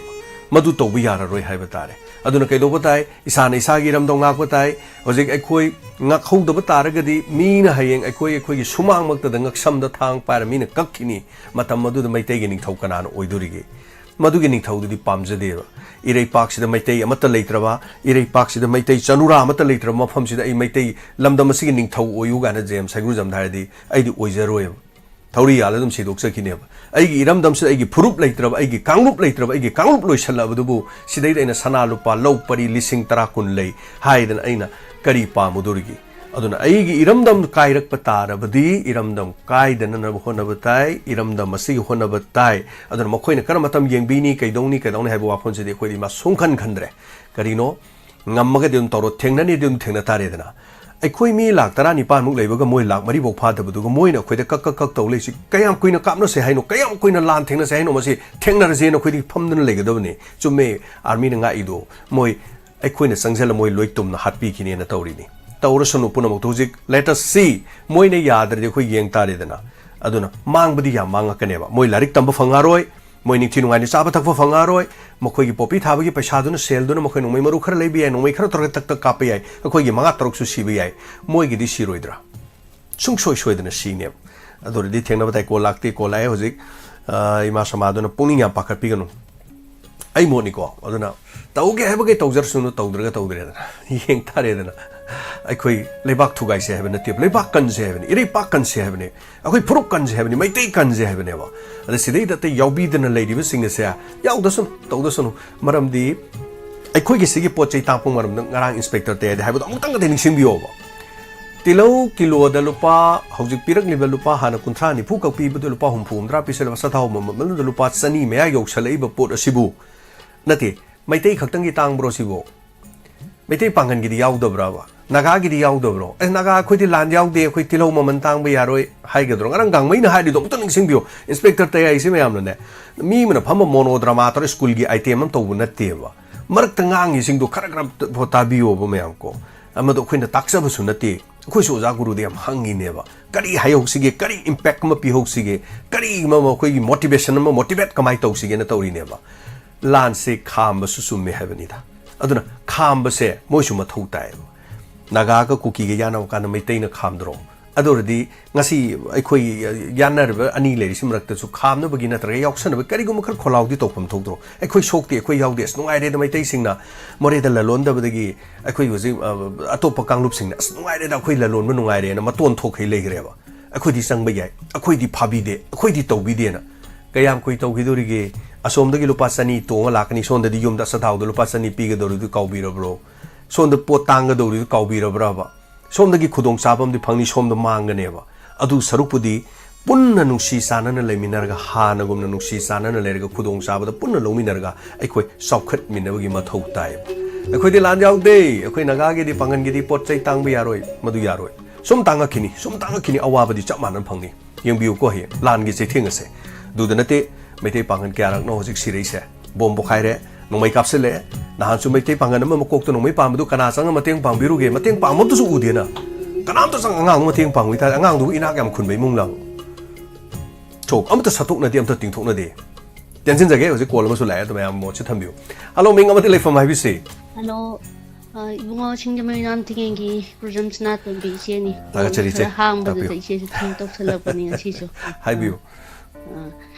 Ana kaino ni asum mani hoji lan thengnari ba si maitai khaktang da atamna na thengna badawna mayam sina ꯂꯩꯔꯤꯕ ꯏꯔꯝꯗꯝ ꯑꯁꯤꯗ ꯂꯩꯔꯤꯕ ꯃꯨꯁꯂꯤꯝ ꯁꯨꯉꯥꯏꯔꯦ ꯇ꯭ꯔꯥꯏꯕꯦꯜ ꯏꯆꯤꯟ ꯏꯅꯥꯎꯁꯤꯡ ꯁꯨꯉꯥꯏꯔꯦ ꯅꯥꯒꯥꯁꯤꯡꯁꯤꯁꯨ ꯇꯨꯃꯤꯟ ꯂꯩꯔꯤꯁꯦ ꯃꯤꯌꯦꯛꯀꯤꯗꯤ ꯌꯥꯎꯐꯝ ꯊꯣꯛꯑꯦꯅ ꯈꯜꯂꯤ ꯑꯗꯨꯅ ꯃꯤꯁꯤ ꯃꯤꯅꯥ ꯊꯣꯛꯅ ꯌꯨꯝ ꯃꯩ ꯊꯥꯈ꯭ꯔꯕ 1992ꯒꯤ ꯑꯩꯈꯣꯏꯒꯤ ꯅꯥꯒꯥꯒ ꯀꯨꯀꯤꯒ ꯇꯧꯅꯕ ꯃꯇꯝꯗꯨꯗ ꯃꯩꯇꯩꯅ ꯑꯆꯧꯕ ꯔꯣꯜ ꯑꯃ ꯂꯧꯈꯤꯕꯗꯣ ꯉꯁꯤꯗꯤ ꯂꯣꯏꯅ ꯀꯥꯎꯕꯤꯔꯕ꯭ꯔꯥ ꯍꯥꯏꯕꯗꯣ ꯃꯗꯨꯃꯁꯨ ꯍꯪꯖꯅꯤꯡꯉꯤ ꯑꯗꯨꯒꯤ ꯄꯣꯠꯇꯣ ꯃꯌꯥꯝꯁꯤꯅ ꯂꯣꯏꯅ ꯈꯪꯐꯝ ꯊꯣꯛꯏ ꯑꯩꯈꯣꯏ ꯍꯧꯖꯤꯛ ꯇꯨꯃꯤꯟ ꯂꯩꯐꯝꯗꯤ ꯊꯣꯛꯇꯦꯕ ꯃꯈꯣꯏꯅ ꯇꯨꯃꯤꯟ ꯂꯩꯔꯤꯁꯤꯁꯨ ꯌꯥꯝ ꯁꯣꯏꯔꯕ ꯄꯣꯠ ꯑꯃꯅꯦꯕ ꯇꯨꯡꯗ ꯃꯈꯣꯏꯗꯤ ꯁꯨꯡꯂꯥꯛ ꯂꯥꯛꯑꯔꯣꯏꯗ꯭ꯔꯕ ꯍꯧꯖꯤꯛ ꯂꯥꯟꯁꯦ ꯍꯦꯟꯅ ꯀꯟꯁꯤꯜꯂꯛꯑꯒꯗꯤ ꯑꯗꯨꯅ ꯑꯩꯈꯣꯏꯒꯤ ꯑꯩ ꯅꯥꯒꯥꯅꯤꯅ ꯈꯛꯄꯤꯔꯝꯗꯕꯁꯨ ꯌꯥꯏ ꯑꯩ ꯃꯨꯁꯂꯤꯝꯅꯤꯅ ꯈꯛꯄꯤꯔꯝꯗꯕꯁꯨ ꯌꯥꯏ ꯃꯈꯣꯏꯅ ꯑꯩꯈꯣꯏꯗꯤ ꯁꯨꯡꯌꯥꯎ ꯌꯥꯎꯗꯦ ꯃꯩꯇꯩꯒ ꯀꯨꯀꯤꯒꯗꯪ ꯊꯦꯡꯅꯕꯅꯦꯅ ꯂꯩꯔꯤꯕꯁꯦ ꯁꯤ ꯑꯆꯧꯕ ꯄꯣꯠ ꯑꯃꯅꯦꯅ ꯈꯜꯂꯤ ꯑꯗꯨꯕꯨ ꯃꯩꯇꯩ ꯏ ꯍꯥꯏꯕꯁꯦ ꯉꯁꯥꯏ ꯏꯄ꯭ꯋꯥꯅ ꯍꯥꯏꯕꯤꯔꯤꯕꯗꯣ ꯑꯩꯈꯣꯏꯒꯤꯗꯤ ꯌꯥꯝꯅ ꯑꯍꯜ ꯂꯃꯟꯁꯤꯡꯁꯦ ꯋꯥꯈꯜ ꯂꯧꯁꯤꯡ ꯂꯩꯕ ꯑꯩꯈꯣꯏꯅ ꯃꯇꯝ ꯑꯃꯗ ꯂꯩꯔꯝꯕ ꯄ꯭ꯔꯣꯚꯥꯕ ꯃꯌꯥꯝ ꯑꯁꯦ ꯑꯆꯧꯕ ꯄꯣꯠ ꯑꯃꯅꯤ ꯁꯤꯁꯤꯅ ꯇꯔꯥꯒꯤ ꯆꯩꯁꯨꯅ ꯂꯦꯡꯊꯣꯡ ꯐꯥꯏ ꯊꯧꯕꯥꯟꯗꯣꯡ ꯆꯐꯨꯅ ꯀꯥꯏꯕ ꯌꯩꯕ ꯀꯥꯏꯕ ꯍꯧꯅꯕ꯭ꯔꯥ ꯀꯥꯟꯅ ꯇꯧꯔꯤ ꯄꯥꯎꯇꯥꯛ ꯃꯌꯥꯝꯁꯦ ꯉꯁꯤ ꯊꯤꯔꯀꯥꯟꯗ ꯂꯣꯏ ꯂꯩꯔꯝꯃꯤꯁꯤꯅꯤ ꯑꯗꯨꯅ ꯑꯩꯈꯣꯏꯒꯤ ꯁꯦꯕꯣꯠꯇꯤ ꯂꯥꯏꯁ꯭ꯔꯝ ꯃꯆꯥ ꯚꯕꯣꯠꯇꯤ ꯀꯥꯟꯅ ꯇꯧꯔꯝꯃꯤꯕ ꯂꯩꯔꯤꯁꯦ ꯀꯔꯤꯅꯣꯅ ꯑꯩꯈꯣꯏꯅ ꯈꯪꯗꯕ ꯃꯌꯥꯝ ꯑꯗꯣ ꯉꯁꯤ ꯊꯦꯡꯅꯔꯀꯥꯟꯗꯗꯤ ꯑꯩꯈꯣꯏꯅ ꯁꯥꯟꯅꯔꯛꯄ ꯃꯌꯥꯝꯗꯣ ꯋꯥꯍꯟꯊꯣꯛ ꯂꯣꯏꯅ ꯂꯥꯛꯑꯦ ꯑꯗꯨꯅ ꯑꯩꯈꯣꯏ ꯑꯍꯜ ꯂꯃꯟꯁꯤꯡꯁꯦ ꯀꯣꯛ ꯌꯥꯝꯅ ꯋꯥꯡꯉꯤꯅ ꯈꯜꯂꯤ ꯑꯗꯨꯃꯛꯅ ꯃꯌꯥꯝꯁꯤꯅ ꯃꯩꯇꯩꯁꯤꯗ ꯑꯇꯝꯅꯅ ꯂꯥꯟ ꯇꯥꯔꯛꯄ꯭ꯔꯥꯅ ꯈꯜꯂꯛꯑꯕꯅꯤ ꯍꯧꯖꯤꯛꯇꯤ ꯁꯦꯡꯅ ꯍꯥꯏꯔꯕꯗ ꯑꯩꯈꯣꯏꯒꯤ ꯑꯆꯧꯕ ꯄꯣꯠꯁꯦ ꯈꯨꯗꯤꯡꯃꯛꯁꯦ ꯑꯩꯈꯣꯏꯅ ꯈꯟꯃꯤꯟꯅꯔꯒ ꯑꯩꯈꯣꯏꯒꯤ ꯏꯔꯩ ꯏꯆꯥꯁꯤꯡꯗꯁꯨ ꯃꯤ ꯄꯥꯟ ꯇꯥꯡꯉꯒ ꯃꯤꯒꯤ ꯐꯤꯖꯦꯠ ꯁꯦꯠꯂꯒ ꯃꯤꯒꯤ ꯃꯇꯧ ꯇꯝꯃꯒ ꯂꯩꯒꯅꯤꯅ ꯈꯜꯂꯣꯏꯗꯕ ꯑꯩꯈꯣꯏꯒꯤ ꯏꯄꯥ ꯏꯄꯨꯅ ꯇꯧꯔꯝꯕ ꯄꯣꯠ ꯃꯌꯥꯝ ꯑꯁꯦ ꯑꯩꯈꯣꯏꯅ ꯃꯥꯡꯍꯟꯗꯅ ꯀꯗꯥꯏꯗ ꯀꯔꯤ ꯑꯩꯈꯣꯏ ꯃꯈꯣꯏ ꯃꯆꯥꯅꯤ ꯑꯗꯨꯅ ꯃꯌꯥꯝꯁꯤꯗ ꯍꯦꯟꯖꯟꯕ ꯌꯥꯗꯦꯁꯤ ꯈꯪꯍꯟꯒꯗꯧꯅꯤ ꯍꯥꯏꯕꯁꯦ ꯆꯞ ꯃꯥꯟꯅꯒꯗꯧꯅꯤ ꯑꯗꯨꯅ ꯑꯩꯈꯣꯏꯁꯤꯅ ꯈꯖꯤꯛꯇ ꯑꯗꯨꯝ ꯌꯦꯠꯅꯔꯒ ꯂꯩꯕꯤ ꯄꯣꯠꯁꯦ ꯁꯨꯡꯎ ꯎꯍꯜꯂꯣꯏꯗꯧꯕꯅꯤ ꯏꯃꯨꯡꯁꯤꯅ ꯐꯖꯅ ꯑꯩꯈꯣꯏꯒꯤ ꯃꯄꯨꯡ ꯐꯥꯕ ꯂꯤꯡꯖꯦꯜ ꯆꯞ ꯃꯥꯟꯅꯕ ꯑꯣꯏꯔꯝꯃꯒꯗꯤ ꯀꯅꯥꯝꯇ ꯍꯦꯟꯖꯟꯕ ꯌꯥꯔꯣꯏꯅ ꯏꯄ꯭ꯋꯥꯅ ꯏꯟꯁꯄꯦꯛꯇꯔ ꯇꯌꯥꯏꯗꯁꯨ ꯍꯥꯞꯄꯤꯗꯨꯅꯤ ꯑꯗꯨꯅ ꯁꯤ ꯈꯨꯗꯤꯡꯃꯛꯁꯦ ꯈꯜꯂꯒ ꯑꯩꯈꯣꯏꯅ ꯃꯌꯦꯛ ꯁꯦꯡꯅ ꯊꯕꯛꯁꯤꯡ ꯑꯁꯦ ꯃꯄꯨꯡ ꯐꯥꯅ ꯇꯧꯅꯕꯒꯤꯗꯃꯛꯇ ꯑꯩꯈꯣꯏꯅ ꯁ꯭ꯋꯥꯏꯋꯥꯏꯁꯤꯗ ꯋꯥ ꯉꯥꯡꯉꯨꯕꯩꯁꯨ ꯊꯨꯒꯥꯏꯔꯦ ꯌꯦꯛꯈꯥꯏꯔꯦꯅ ꯇꯧꯔꯤꯕꯁꯦ ꯁꯤꯒꯨꯝꯕ ꯄꯣꯠꯁꯤ ꯃꯇꯨꯡ ꯃꯅꯥꯎꯗꯤ ꯑꯃꯨꯛ ꯍꯟꯅ ꯎꯍꯟꯗꯅꯕꯁꯦ ꯇꯧꯍꯟꯅꯤꯡꯉꯤ ꯑꯩꯈꯣꯏ ꯏꯔꯩꯆꯥ ꯄꯨꯝꯅꯃꯛꯇ ꯑꯩꯈꯣꯏ ꯋꯥꯈꯜ ꯈꯟꯊꯔꯒ ꯇꯞꯅ ꯐꯖꯅ ꯉꯥꯡꯅꯔꯒ ꯌꯥꯕ ꯄꯣꯠꯅꯤ ꯀꯟꯅ ꯋꯥ ꯉꯥꯡꯉꯁꯨ ꯋꯥꯅꯤ ꯇꯞꯅ ꯉꯥꯡꯉꯁꯨ ꯋꯥꯅꯤ ꯍꯥꯏꯕꯗꯣ ꯑꯗꯩꯗꯨꯗ ꯇꯞꯅ ꯉꯥꯡꯅꯔꯒꯗꯤ ꯈꯟꯅꯗꯅꯕꯒꯤ ꯃꯆꯥ ꯑꯃꯁꯨ ꯑꯣꯏꯅꯦꯅ ꯈꯜꯂꯤ ꯑꯗꯨꯅ ꯁꯤ ꯀꯗꯥꯏꯗꯒꯤ ꯀꯃꯥꯏꯅ ꯇꯧ ꯂꯥꯛꯏꯅꯣ ꯍꯥꯏꯕꯁꯦ ꯃꯁꯤꯃꯥꯏꯅ ꯍꯥꯏꯅꯕꯅ ꯐꯕ꯭ꯔꯥ ꯍꯥꯏꯕꯁꯦ ꯃꯁꯤ ꯈꯜꯂꯤ ꯏꯆꯦꯒꯤ ꯃꯣꯠꯇꯗꯤ ꯁꯤ ꯍꯥꯏꯔꯒ ꯏꯆꯦ ꯂꯣꯏꯁꯤꯟꯖꯒꯦ ꯊꯥꯒꯠꯆꯔꯤ ꯏꯆꯦ ꯊꯦꯡꯛ ꯌꯨ ꯁꯣ ꯃꯆ ꯆꯨꯝꯕꯅꯤ ꯏꯆꯦ ꯑꯗꯩ ꯈꯔ ꯉꯥꯛꯊꯣꯛ ꯉꯥꯛꯁꯤꯟ ꯇꯧꯅꯕ ꯐꯩ ꯑꯗꯨꯅꯤ ꯆꯐꯨ ꯀꯥꯏꯔꯛꯀꯣ ꯍꯔꯥꯎꯕꯅ ꯏꯄꯥ ꯏꯄꯨꯁꯦ ꯌꯥꯝ ꯍꯩꯈ꯭ꯔꯖꯥꯠꯅꯤ ꯌꯥꯝ ꯈꯪꯉꯝꯈ꯭ꯔꯖꯥꯠꯅꯤ ꯅꯣꯡꯃꯗꯤ ꯁꯨꯃꯥꯏꯅ ꯇꯧꯅꯤ ꯊꯣꯛꯒꯗꯕ ꯊꯧꯗꯣꯛꯁꯦ ꯄꯨꯌꯥꯗ ꯍꯥꯏꯔꯝꯃꯤꯕ ꯏꯔꯝꯃꯤꯕꯁꯤꯡꯁꯦ ꯑꯣꯟꯊꯣꯛ ꯆꯥꯟꯅꯈ꯭ꯔꯕ ꯀꯣꯔꯣꯅꯥ ꯂꯥꯛꯄꯒꯤ ꯃꯇꯥꯡꯁꯨ ꯏꯔꯝꯃꯤꯗꯣ ꯍꯧꯖꯤꯛ ꯊꯣꯛꯂꯤꯕ ꯀꯥꯡꯂꯨꯞꯀꯤ ꯏꯔꯥꯡ ꯃꯇꯥꯡꯁꯨ ꯏꯔꯝꯃꯤꯗꯣ ꯃꯤꯌꯥꯟꯁꯤꯡꯅ ꯂꯥꯛꯑꯒ ꯃꯐꯝꯁꯤꯗ ꯃꯄꯨ ꯁꯥꯕꯒꯤ ꯋꯥꯔꯤꯁꯨ ꯏꯔꯝꯃꯤꯗꯣ ꯃꯣꯏ ꯑꯦꯝ.ꯑꯦꯜ.ꯑꯦ ꯑꯃꯨꯛ ꯅꯠꯇꯦ ꯑꯗꯨꯅ ꯋꯥꯈꯜꯅ ꯃꯣꯏꯅ ꯍꯥꯏꯕꯁꯦ ꯂꯣꯏꯅꯃꯛ ꯆꯨꯝꯃꯝꯕ ꯑꯗꯨꯒ ꯁꯥꯒꯠꯂꯤꯕ ꯃꯐꯝꯁꯤꯡꯁꯦ ꯍꯥꯏꯕ ꯇꯥꯔꯦ ꯃꯁꯤ ꯄ꯭ꯔꯤꯊꯤꯕꯤꯒꯤ ꯑꯣꯏꯕ ꯑꯗꯨꯝ ꯆꯠꯅꯕꯤꯅꯤ ꯑꯍꯜ ꯂꯃꯟꯁꯤꯡꯅ ꯀꯔꯝꯕ ꯃꯇꯝꯗ ꯀꯔꯤ ꯇꯧꯒꯅꯤ ꯀꯔꯝꯕ ꯃꯇꯝꯗ ꯃꯥꯂꯦꯝꯗ ꯈꯨꯗꯣꯡꯊꯤꯕ ꯊꯣꯛꯀꯅꯤ ꯑꯌꯨꯛ ꯑꯉꯟꯕꯗ ꯌꯦꯡꯉ ꯁꯧꯒ꯭ꯔꯤ ꯃꯄꯥꯟ ꯁꯥꯕꯗ ꯌꯦꯡꯉ ꯉꯁꯤꯗꯤ ꯂꯧ ꯆꯠꯄ ꯀꯥꯟꯅꯔꯣꯏ ꯆꯠꯀꯨꯝꯁꯦꯅ ꯆꯠꯇꯦ ꯍꯥꯏꯔꯤꯕ ꯁꯧꯒ꯭ꯔꯤ ꯃꯄꯥꯟ ꯑꯣꯝꯁꯜꯂꯗꯤ ꯅꯣꯡ ꯃꯪꯉꯤ ꯅꯣꯡ ꯆꯨꯅꯦꯅ ꯁꯧꯒ꯭ꯔꯤ ꯃꯄꯥꯟꯗꯣ ꯃꯅꯤꯡ ꯇꯝꯅ ꯁꯥꯠꯇꯣꯛꯑꯗꯤ ꯑꯌꯨꯛ ꯑꯉꯟꯕꯗ ꯃꯗꯨ ꯆꯠ ꯇꯥꯔꯒꯗꯤ ꯅꯨꯃꯤꯠꯇꯨ ꯅꯣꯡ ꯆꯨꯔꯣꯏ ꯍꯥꯏ ꯃꯁꯤ ꯃꯅꯥ ꯃꯁꯤꯡꯗꯒꯤꯐꯥꯎ ꯌꯦꯡꯉꯦ ꯍꯥꯏꯇꯥꯔꯦ ꯑꯩꯈꯣꯏ ꯌꯥꯝꯅ ꯆꯨꯝꯕ ꯁꯥꯏꯟꯇꯤꯐꯤꯀꯦꯜꯂꯤ ꯀꯩꯅꯣ ꯑꯣꯏꯕꯁꯨ ꯌꯥꯝ ꯂꯩꯌꯦꯕ ꯃꯁꯥꯒꯤ ꯍ꯭ꯌꯨꯃꯤꯗꯤꯇꯤꯁꯦ ꯅꯦꯝꯃꯛꯄ ꯋꯥꯡꯉꯛꯄ ꯃꯇꯝꯗ ꯅꯣꯡ ꯆꯨꯕꯒꯤ ꯃꯥꯒꯤ ꯏꯪꯁꯜꯂꯛꯄ ꯍ꯭ꯌꯨꯃꯤꯗꯤꯇꯤ ꯍꯦꯜꯂꯛꯄꯁꯦ ꯅꯣꯡ ꯇꯥꯒꯗꯧꯔꯦ ꯍꯥꯏꯔꯗꯤ ꯄꯥꯝꯕꯤꯁꯤꯡꯗ ꯃꯗꯨꯒꯤ ꯔꯤꯐ꯭ꯂꯦꯛ ꯇꯧꯕꯗꯣ ꯈꯪꯉꯦꯕ ꯑꯩꯈꯣꯏꯗꯤ ꯑꯗꯨꯒꯨꯝꯕ ꯍꯥꯏꯁꯦ ꯀꯔꯤꯝ ꯈꯪꯕꯖꯥꯠ ꯅꯠꯇꯦꯗ ꯃꯊꯪꯒꯤ ꯀꯣꯂꯔ ꯑꯃ ꯂꯥꯛꯑꯦ ꯍꯜꯂꯣ ꯃꯤꯡ ꯑꯃꯗꯤ ꯂꯩꯐꯝ ꯍꯥꯏꯕꯤꯁꯤ ꯁꯥꯔ ꯑꯩ ꯀꯥꯔꯣꯝꯗꯒꯤ ꯑꯅꯧꯕꯤ Taram Luxury? 잘 거의 잘 됐네요. 주팡점리는 잘 초록게 도가고 거기 마망이 푼도 Hoi. 아주 따나 짤리네봐 거기 넷 아다이도 여러 가지 넷 강해봐. As adudi adai mapadumi yam lep leram dong male. 아 라이네 잘 민장가지 대항한 거큰 못자 매한 꼴꼴 좀 놓이네봐. Net phangmo mapadu lep leram dong do I bet sum ui hai tare ni ko. Hoi. Hai biu. 아주 잘 가노 거기 자기 프로그램제 GTP인데 좀 타더라봐. GTPL se puning warol di thaba male adum atai adu su thadra bra. Okay, khara adum technical khara. 하나 이제 난 트리도 아두가 타드레바 일티비기 프로그램 오이나 좀 떠올래. Okay, okay. 안드나 뭐 거기 네티브가 여기 TV다 방어가지 가지고 가다오네. Oi GTPL mai kai dagi akoi da lam lai gre akoi sidai da hana akoi sidagi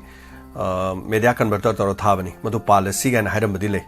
adai khoshu yam kana adom da khara yai ya den to budun onsen dre mai se yara ko matam da yazarani maroina khoi iscom da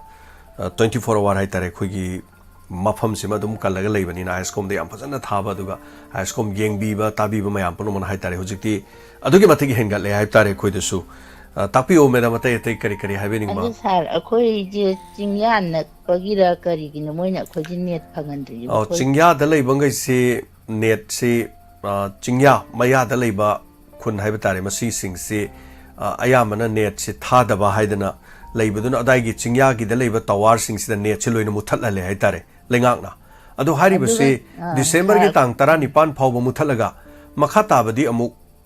khana hai gibane adu makha ta badi tang 19 di na ne hen to khrenga si kuntare ni dana adu madu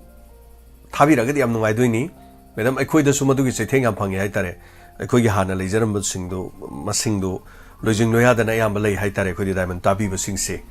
aduna yam nungai te hai batai tapi u madam tai kare 차 그놈 한 쿨콘디 징야네 봐 코네 쩔루이도 넷 얌농아이 봐 moi gi de mu ya hawe ba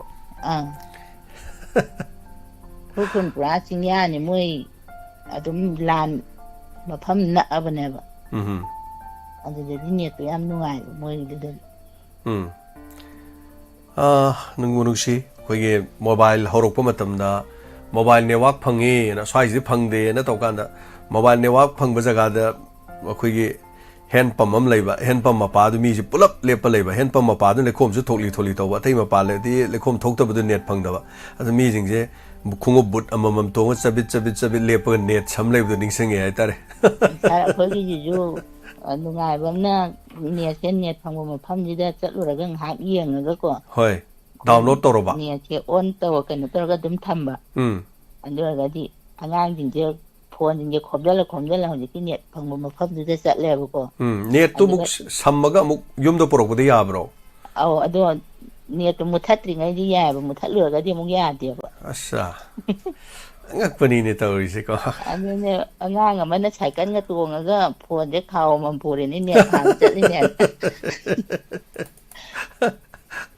oh phone sing sai gi network mafam yabam phom do phone ja ngam na khom na puri chatoi ne ba 넷 파바 쩔리네 net chima ji phar ne du ga phone sing ji da net chi loi samjala ga na pur lak to ne yaw lak toi ne ba ko phajai खाइगे अवाब नुगाइब मैम मरक्सिदा खोइदिना कमाइ तौदोइनो नि छां कनोगी हारोलेनगी बाबाजु लेत्रेये आइगे नेट अमुमु फंकान अदाइदा हे चकान दे हे ताबै तजा थुरगदि बको छा होय आंजिसु छोरोखिदा मिजिंगे आंगांगिंगे का लाइसाबि मचा पाखं मचा नि कोलुक नेट फंमु मफमनि फमनै nungsi मैम angang मैम na net tu yaraga dinga saina kari haiba tare moidi net tu dani do tawjari se mayam se isai yengba bo ro wana gi ro chagi hakjang nungai te haibam ja haipet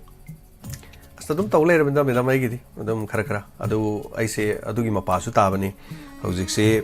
mi gi mateng atai chat ka da ba su mayam lai ri ba adu bu chahi su loi salak gi program sem gi su lai ba adu ai khali hayeng ba marol ma ultrasound ke test marol ma tok thok kan da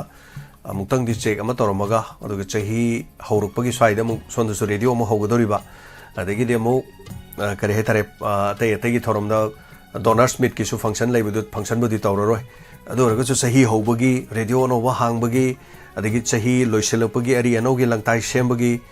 thorom khara haitare dun si marak sida sumi gi mateng pangbu chu satpangam daba ada marak sida su blanket khara leiri si nahan gi charoina te tu khonglopo kangu makhodi su kara khudol tamningba khara mana khun ngakpa sing du su tawningbagi haiba tare mari leikre madam thabaki di thabanga tani nabaji sangde du naba se tumina lerkan ta ning singei nabagi di chaitheng de dum lai haitare wangang bu nungarekte khonje nungarekte adam sa solok pu sum yaw haiba tare adu bu dom tu budina te haiba tare madam sum chana chana ka hina na ko ta ya na ba ju ka chu da gi khoi gi lan te tieng phang ba ka da wa loi na ta hi ji na pu gi bo ra jana no ba ta hi la ko sa na da yek ta ba sin nong jang ba ana lai ta ba o je ti cha thagachari madam ana thagachari mayam punamak ekoi mata na gomse sanale paksida lei mayam punamak tabi riba thorom se yaw riba mayam punamak aduga thorom sibu ta da ba irei sa punamak haiba tare adana awabadi ta da boisno hojik su inaw amuzawna takpirakpada yaripok site ta haiba tare yaripok koi wangkhem lambi da tata di dimper na mi thom da mi ani leitre haibra kenom so hai adu imung manung na kari oramgani yengbiyo sisu nungai taba amani haiba tare yam nungai te hojik mioi ani punsi mang ki bai sing haktang dai tare ngaki mamang da pung program se hodring de hinga lerami ba mi ne adu yengbiyo punsi se tamngam ponte khoi mioi pukta lai se adu sigi su nungai te khoi gi naw na tambire wafam sima live ta haibirak pa adu madam thakachari afaba yai phaba punomo iminasi chokot pa phabo iminasi miyam gi damak tawjage khanjaba thabak kaya marum leijari masi punomak sing ase ngambo ijage adu ga khoi gi di atopa pandamam ta leite miyam bu nungai bhanba miyam ga mateng pangna ba hingmin na ba haibase masi khaktani yum pura dolan mari sagat pa igi sen account balance miyam leiba adu ga kari haitare aina vote lepa aduguma tawba aduguma ke imtana chadi ko vote lepa bu phai amasung phate haijabagi nate ai sagi ol pamjadabani aduga vote lep trasu ekoi mya punni hingminara khoi mi mateng pang ke imta kai leiti thagachari adui wan hanana thagachari torom saruga birak pasigi dama hello yamba kon tawjari ba I nausan thaibam ni yamba yamba net se takkiba male ayu saksa sana yam nungai na tajan ne do ngakta ding ngaw le haidar yamba net se kai chakra jano no ko pungni waron je adu ko pungni waron tu haida nang le me amu phangi yam pungni waron je saruk se ai compulsory ri dum ai ya na ai tangai phadra ko ai dum ta na ko lab se jaw tro mai to jabni yam nungai jari yamba na mu kai haidar amu backup to birak pam yam thaga se yamba adu yamba gi ahogi inspector dai haiba tare yamba monodrama yambagi khonjen dagi thokpi lakpam mayam gi ahogi tongan ba ron saraga ahogi thokraba bu ero nataga tholakada bu ero masi de yumpham oi ba hai tare yambagi singbu monodrama se masi tasing na hairga di nanaugi keno dagi di yamna remarkable oi ba yamna inspirational oi ba adugumba yamna motive oi ba mi oi ba singda just hoi angang sinda junatana hallaman pomnamong haiba tare ko mase aigi wadi mase Manipur gi hoi gi lei ba mioi sing na ko atai mak tabi dra su hoi gi diamond tv se atai gan to bi dra su yam ba gi hoi gi inspector ta gi series se simbadi compulsory ri numidang du tabi dra su ko sangbu matam ayuk tani kangde timing am yeng ga tabi ra ga di ko khara da su hoi gi hai tare tongan ba inot am pi ga dra ha ba gi impact am pi ga dra ha ba se yam ba tham jagi yam ba adu yam ba bu su thank you so much yam ba gi kai hai tare तौरको मतमदा मसिगी inspector Tyagi मसिगी केनो से सारको मतम यामा मसि कमाइना तौरगा अहोबगी जुलै अदुगा conclusion the करी ओबि याबा नत्रगना कमाइ तौरगा मसिगी पोचे मियाम न सुमत कनी कमाइ तौ ता हालगा मियाम ने पेलन गनी कायना यामगी तुंगान बस साइकोलॉजी अमा तौरगा यामनगा पुथोगा यामबना मोनोगा ड्रामा सारक फजे सानसानर फजे मसिगी दमुक्तदी यामबा मसे कई हाई तारे मसे आई न थेंगरक्ति हाई तारे तुंगदा कना का तौरकदनो नि खंगदे को याम को अदो आई थेंगनद्री मसे yamna kay have tare god gifted ni aduga yambagi inborn quality yamna kay hai tare adugum bama leibana oibani and masi akoin tawning hair gasu ayu yam tawning e yamna to time kanu to mawung to ko adubu hengam moy ba kay gino di phana honor gasu masi akoina sum tawgidamna ra natraga kari no habdu di mai gi tungan mi haise tungan betele le ai amana haitaba photo mi amna haiba mi amana haitaba photo aina su haiba dum le yam ko adu yambagi di adugi kay hai tare yamna masi gi monodrama je masina yamna achauba impact ama maji manipur da su yamna chawna masina akhoi ama piri have se haijagi yamba adu yamba wafum amta ka thamjage masi akoina leibak ki lengak na traga akoina individual amda akoina kanimta akoina kan waru zabana traga sai zabana sadi yamba aji khwai ni marui ba akhoi present scenario akhoi manipur gi ji miyam gi yamna awaba timing se sida akhoi gi khwai ni marui na akhoi leibak ama leibada yamba khwai gi santi leiba se akhoi gi government political inspiration ji yamba yamna marulu oibra na khanjai nanau gi maikei dagi adu hausik tawri sing dadi akhoi customary law amasung akhoi traditional administration gi mawung si adum akhoi leptana sathar phusi dum uyeba adu law have si gi haul kham ji yamba custom amasung tradition da yumpham oibana akhoi chane sing asi akhoi ngak tu na lakpana hausik fawa tungan basar omamda oina akhoi leibagi mami shudum ta na su akhoi manipur dui sumna tagi akhoi gi FNR andage NR ek haibatare forward akhoi chingtam haibatare pulap leitabana ngasi su dum extend to boy yani yaroi adum akhoi je wa thuk si sauna dum oina yamba masida sunatana akhoi district reorganize to bo forward ya de haiduna sum seina basim leiri be am to manipur haiba apunba akhoi gi lam asida akhoi kam akhoi ngam khai yana ba homeland na su dum wai ji dum sainari yamba to separate administration amagi mawongda hin area committee leirimi ba akhoi gi article 371 adu da paliva si da leiduna akhoi gi tongan bagum akhoi gi lengak li ba pumba badna akhoi gi hanagi mamangi akhoi sef ki lengai ha butare madugi carbon coffee do akhoi na dum haji fabu khudum adum inbagi ni haina su dum mai na haijaki yamba aduga sangkhraba matam sida akhoi gi uniform law ama leina ba akhoi gi sot honadana amasung achu masida akhoi gi sahi haibdare manga na sawa ta mayam ama chathibada akhoi tung koina lengai pada chingtam ani gi apunba ama akhoi gi sumsa saglamdana akhoi gi sayed akhoi khoyana duna adum leira pasiju masiju amani aduga paigi maru iri yamba adunga sigi wathok sauna ojiba akhoi gi sin kuki ase fawba athengba da sanglak mayam se athingba amata yaudana mori da na taga susampuda akhoi gi transit place oiraga akhoi chingi yam khraba district asida akhoi gi sandoktuna election bank sagat pada aigi laingak ta sawoli haiduna su akhoi tawning tawbada athingba amata pidana akhoi gi lakraba ala habisi sumyam hangadabu miyam na hangna wafam ni aduna masina maram oiraga su watho mayam na akhoi gi nambu porga su akhoi gi manipur se dum haji pawod yamna ningba kaina le tingbadi ngamna ba kana di honari di haiba adubu leibak miyam sidi akhoi kaya da su shi wana tum lei aswa ba se karamba matam da akhoi ko khada gi hab su akhoi si yam wana ju dum lei dari aduga bumna masigi wathok mayam si dum hawrfam je dum amadi lere masigi phan mayam do ngasi di ipong phong na sunum ure adubu kari tawraga phagada gi haiba lokot pum thok pathabuk mayam do akhoi gi leingak na tawba ya ba mayam do di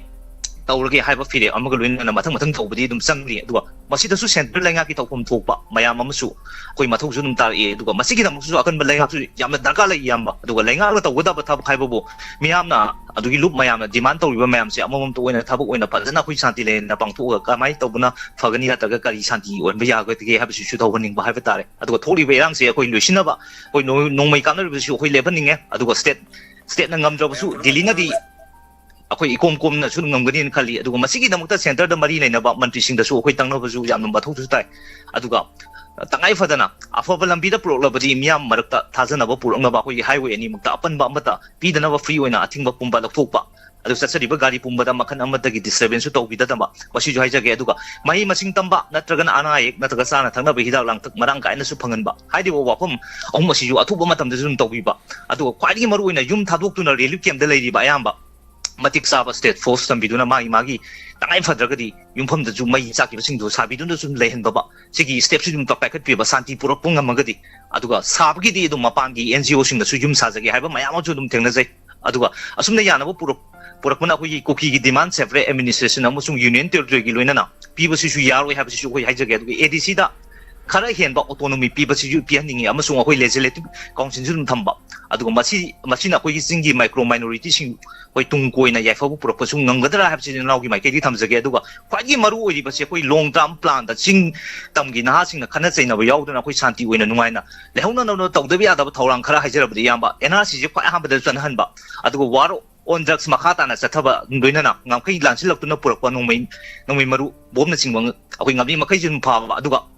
Bharat ki Sabinan ki article ahumda Manipur gi ngamkai kaida na ba condition ama thambiba adu masigi dangta lenga pu su adum hona bi ba haitare adu mari su ba su yamba dum haijage district gi organization committee ama semba masina koi gi district kara semdok Satukpa Matuk Dike, some have the Kampubi district Hana, selected area development administrative region Hainan, Kangner Basia. Singi reserves Natabanina, Miteki Nagaki Sulokuna, Tunquina Watu, with another Tamba, Aduga. I have a Bishnupur district of Patampak the Labor, with Sinyagi Pumba in Pan East West, Hawan, Kaksin the Pusenba, Aduga, with Daravagi resolution habitat in 1932 give belly with a Benina Uri, Ukunse, we might take the Adum Sinaba habitat, Aduga, Zidi Dakanaba meaning to Tamduna, Sanka Sagapiba Amasung, where IRV battalion Amatamba, Madam de Kukishin and Lamache, Akui Zidi Yamna, Yamna Mihok Saw, Lamaju, or Moriam Sung Suzampugi, buying Ani as Lambi Adia, Lalon Itiki Amasung Mitop Sangbagi, Maru, Mapam, Benina. Special administrative area wina thamba haibadi state ki lengaki makada akoi pura thamba haibani yamba du atai lengaki makada su lehenda ba haibani haibo hum bayam se koi CSO natraga miyam na demand taw ba hum sungak tan su oina pali aduga santi gi akoi gi manipur su santi su akoi gi purak ngamba su oisanu aduga sumba je khana nei na ba yam nga hairi bu kumnong se agin sum wakalon da sum thengna sa bo wakaloni adu masi da soi ki blang nga yo su mayam na ngakfi gani yam masi haijaraga tension jergi yamba Thachari chan Thorom Soroga Birakpa, the Punging Waron, the Fundo Piva, Dongi Pungi or the Wafam Sing.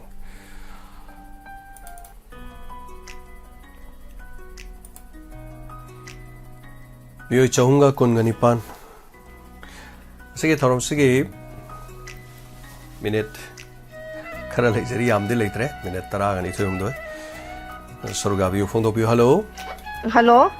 Mingale Fonga Tapisi? Oh, I mean this Kumari ko kung wala sa like ay may napay bi kanon ni ba ko group ang matawag pa. Okay. Tapio kari wa from habini. Ako gisi kano to ni pot chay kitang mating pangning ba. Ado pot kun ado kamain tang sinong ni sida pangning e bugo ado kamain na una ba thing na ba do tamo ngem lakta lak ko do. Oh dum yai ngasi di lak mo farak taramani. Hayeng semo kunipan hayeng semo olen gi pabungi sorat pudi leire ado ayuk ta haitare ayuk su lui nungthin namuk khar komangani mo nungthin su yai yabdi ko adu de hayeng nungthin oina lakpa ya ni ko tam ya dum puning waro lorak padai sorat ngak awramaga dum sorat ayuk to loge dabani na ko adu budi adu pot chay oina pora ke tawni ba tam adu yai karim ta kaiba leite Maramdi akoi pang tok pe ade thabak se mari haitare hojik se mo khun nga purom do ina kharam on chale mai se akoi tamo khu khun nga ko do ina khun nga pagi si rom da kharam chang chale haitare duna thabak se mafam si yaman ge dana adum ngau duna leba ja thuni adu relu kem da leba singi su khoi khare de dum tawjar bani adu ayam de relu kem gi di sigi ko thang de kare de khitang bo mo piri ba ko adu ga khun nga pagi di sine di pi de adu tamo khu kai lai da o ge tamo ado no founder se mo call to biro te hang matam do ko kari to bido adu hayeng lak tu ni na po to khoi ngasi le jar to si thorom lor matung da mo na call to biro se ai hojik te hai no ai tas ko oh ho ya tamo okay thank you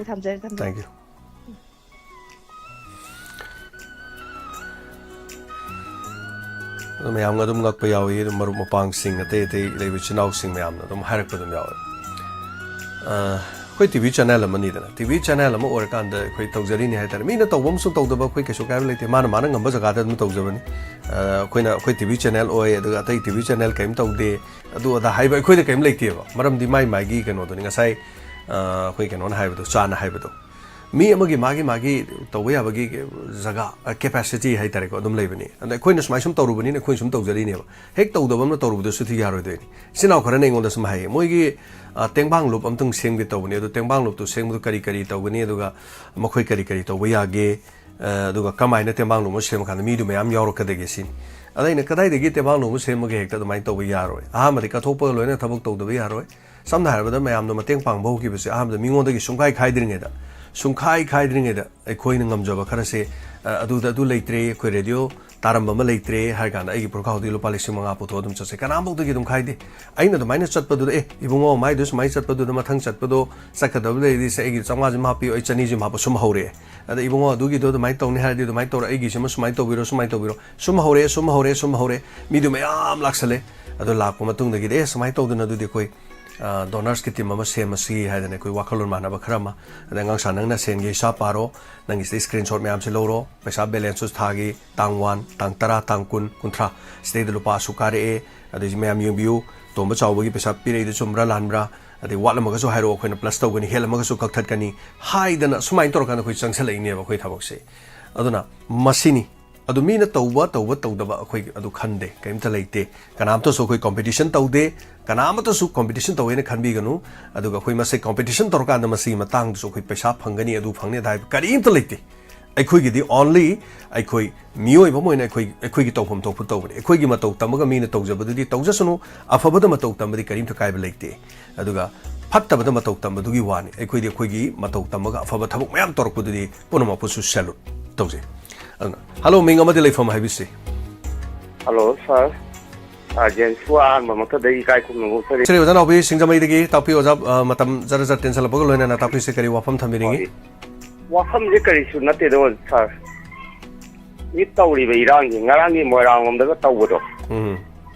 ꯁꯨꯝ ꯇꯥꯕꯗꯁꯨ ꯁꯨꯝ ꯅꯨꯡꯉꯥꯏꯖꯗꯕ ꯍꯥꯏꯇꯥꯔꯦ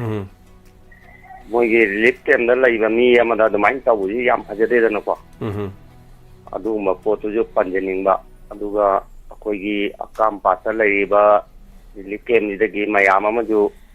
ꯃꯣꯏꯒꯤ ꯉꯝꯅꯕꯕꯨꯗꯤ ꯑꯗꯨꯝ ꯃꯄꯥꯟꯗ ꯊꯣꯛꯑꯒ ꯈꯣꯠꯂꯒ ꯆꯥꯅꯕ ꯀꯩꯀꯩ ꯑꯃꯁꯨ ꯌꯣꯜꯂꯤ ꯈꯔ ꯑꯃꯗꯤ ꯑꯩꯈꯣꯏꯁꯨ ꯑꯗꯨꯝ ꯆꯠꯂꯒ ꯑꯗꯨꯝ ꯂꯩꯖꯩ ꯍꯥꯏꯖꯔꯤꯕ ꯇꯥꯛꯄꯤꯌꯨ ꯑꯣꯖꯥ ꯅꯥꯎꯕꯤ ꯇꯥꯛꯄꯤꯌꯨ ꯁꯤꯗꯩꯗ ꯍꯧꯖꯤꯛꯀꯤ ꯀꯩꯅꯣꯁꯤꯅ ꯁꯔꯀꯥꯔꯁꯤꯅ ꯀꯔꯤꯅꯣꯁꯤꯅꯤꯗ ꯇꯧꯕꯤꯔꯤꯕ ꯑꯣꯖꯥ ꯅꯥꯎꯕꯤ ꯍꯦꯛ ꯐꯣꯟ ꯇꯧꯕ ꯁꯔꯀꯥꯔ ꯍꯦꯛ ꯍꯥꯏꯔꯛꯄꯁꯦ ꯑꯩ ꯇꯁꯦꯡꯅ ꯍꯥꯏꯕꯗ ꯑꯩ ꯇꯁꯦꯡꯅ ꯀꯤꯖꯩꯌꯦ ꯇꯁꯦꯡꯅ ꯑꯩꯈꯣꯏ ꯃꯅꯨꯡꯗ ꯑꯗꯨꯝ ꯊꯝꯕꯁꯦ ꯍꯣꯏ ꯑꯩꯁꯤ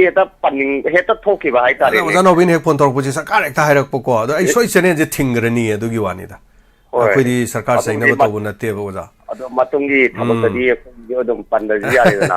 ꯑꯗꯨꯝ ꯁꯖꯦꯁꯟ ꯑꯗꯨꯝ ꯇꯧꯁꯤꯀꯣ ꯑꯗꯨꯝ ꯀꯥꯟꯗ꯭ꯔꯦꯕ ꯑꯩꯈꯣꯏ ꯃꯣꯏꯅ ꯇꯧꯕꯤꯗꯕ ꯇꯣꯛꯑꯁꯦ ꯑꯩꯈꯣꯏ ꯁꯤ ꯋꯥꯠꯁꯦ ꯈꯟꯅꯔꯒꯨꯝꯁꯦ ꯑꯩꯈꯣꯏ ꯌꯦꯡꯕꯤꯌꯨ ꯍꯥꯏꯕꯗꯤ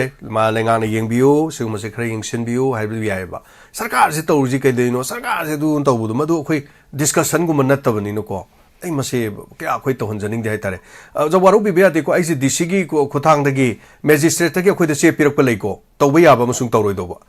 ꯑꯗꯨꯅꯅꯤꯀꯣ ꯑꯩꯅ ꯍꯥꯏꯖꯔꯤꯁꯦ ꯌꯥꯝ ꯀꯟꯅ ꯍꯥꯏꯖꯔꯤꯁꯦ ꯑꯣꯖꯥ ꯅꯥꯎꯕꯤ ꯋꯥꯔꯧꯕꯤꯕ ꯌꯥꯗꯦ ꯊꯦꯡꯛ ꯌꯨ ꯁꯣ ꯃꯆ ꯑꯣꯖꯥ ꯅꯥꯎꯕꯤ ꯑꯩ ꯑꯣꯖꯥ ꯅꯥꯎꯕꯤ ꯐꯣꯟ ꯇꯧꯔꯛꯄꯁꯦ ꯂꯩꯉꯥꯛ ꯍꯦꯛꯇ ꯇꯧꯔꯛꯑꯦ ꯑꯗꯨꯅ ꯑꯩ ꯑꯩꯉꯣꯟꯗꯁꯨ ꯄꯥꯈꯠꯄ ꯑꯃ ꯌꯥꯎꯋꯦꯕꯀꯣ ꯃꯔꯝꯗꯤ ꯑꯩꯈꯣꯏꯗ ꯆꯦ ꯄꯤꯔꯛꯑꯒꯁꯨ ꯂꯩꯕꯅꯤꯅ ꯑꯣꯜꯃꯣꯁ ꯑꯗꯨꯅ ꯊꯥꯒꯠꯆꯔꯤ ꯋꯥꯔꯧꯕꯤꯕ ꯌꯥꯗꯦ ꯑꯣꯖꯥ ꯅꯥꯎꯕꯤ ꯑꯗꯨꯅ ꯑꯩꯈꯣꯏ ꯁꯖꯦꯁꯟ ꯇꯧꯁꯦ ꯑꯗꯨꯝ ꯁꯖꯦꯁꯟ ꯇꯧꯕꯗꯤ ꯌꯥꯏ ꯑꯁ ꯂꯩꯉꯥꯛꯅ ꯁꯤꯒꯨꯝꯕꯁꯤꯗ ꯃꯤꯠꯌꯦꯡ ꯆꯪꯍꯟꯅꯤꯡꯉꯤ ꯁꯨꯃꯥꯏꯅ ꯇꯧꯕꯁꯦ ꯑꯩꯈꯣꯏ ꯍꯥꯏꯍꯟꯅꯤꯡꯉꯤ ꯀꯥꯏꯅ ꯍꯥꯏꯕꯁꯦ ꯁꯤꯗꯤ ꯑꯗꯨꯝ ꯌꯥꯏꯑꯕ ꯂꯩꯉꯥꯛ ꯀꯩꯗꯧ ꯂꯩꯔꯤꯒꯦ ꯃꯤ ꯂꯩꯉꯥꯛꯀꯁꯨ ꯑꯗꯨ ꯇꯧꯏ ꯂꯩꯉꯥꯛꯁꯨ ꯃꯣꯏ ꯑꯗꯨ ꯇꯧꯏ ꯁꯣꯝꯗ ꯆꯠꯈ꯭ꯔꯒꯗꯤ ꯑꯩꯈꯣꯏ ꯊꯕꯛꯁꯤ ꯌꯥꯗ꯭ꯔꯦ ꯍꯥꯏꯇꯥꯔꯦ ꯑꯗꯨꯅ ꯃꯁꯤ ꯋꯥꯔꯧꯕꯤꯕ ꯌꯥꯗꯦ ꯑꯗꯨꯒ ꯍꯜꯂꯣ ꯑꯣꯖꯥ ꯑꯩ ꯑꯣꯖꯥ ꯆꯧꯈꯩꯕꯝ ꯑꯣꯖꯥ ꯇꯔꯥꯝ ꯂꯧꯆꯔꯤ ꯍꯥꯡꯉꯦꯅ ꯉꯁꯥꯏ ꯇ꯭ꯔꯥꯏ ꯇꯧꯕꯅꯤ ꯑꯗꯨ ꯍꯧꯖꯤꯛꯇ ꯐꯪꯉꯦ ꯌꯥꯝ ꯅꯨꯡꯉꯥꯏꯖꯔꯦ ꯐꯪꯖꯕꯁꯤꯗ ꯑꯍꯜ ꯂꯃꯟꯒꯤ ꯄꯥꯎꯔꯧ ꯇꯣꯏꯅ ꯋꯥꯏꯅꯕ ꯁꯟ ꯆꯤꯔꯨ ꯀꯣꯏ ꯍꯥꯏꯕ ꯑꯃ ꯍꯥꯏꯇꯥꯔꯦ ꯇꯣꯏꯅ ꯋꯥꯏꯅꯕ ꯄꯥꯝꯕꯁꯤꯡꯗꯨ ꯆꯤꯔꯨ ꯀꯣꯛꯄ ꯑꯗꯨꯝ ꯃꯁꯥꯅ ꯇꯥꯕꯅꯤ ꯑꯩꯅ ꯍꯥꯏꯖꯕ ꯅꯠꯆꯗꯦ ꯑꯍꯜ ꯂꯃꯟꯁꯤꯡꯅ ꯍꯥꯏꯔꯕ ꯄꯥꯎꯔꯧꯅꯤ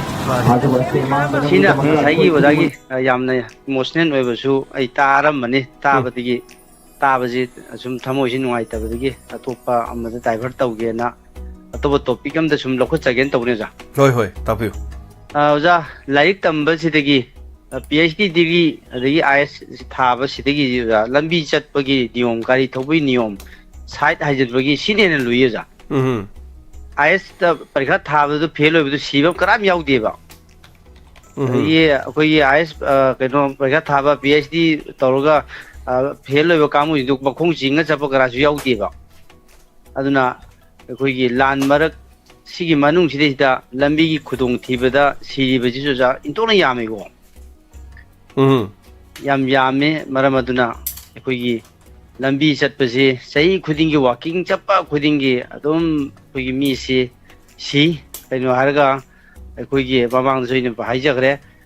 ꯃꯩꯇꯩꯒꯤ ꯀꯩꯅꯣ ꯆꯠꯈꯤꯕꯗ ꯑꯣꯏꯗ ꯍꯜꯂꯛꯄꯗ ꯌꯦꯠꯇ ꯍꯥꯏꯕꯗꯨ ꯍꯥꯏꯋꯦꯗ ꯑꯗꯩ ꯑꯦꯅꯤ ꯍꯧꯖꯤꯛꯀꯤ ꯂꯩꯔꯤꯕ ꯒꯥꯔꯤ ꯈꯨꯆꯤꯟꯁꯤꯗ ꯌꯥꯗꯦꯕ ꯃꯔꯝꯗꯤ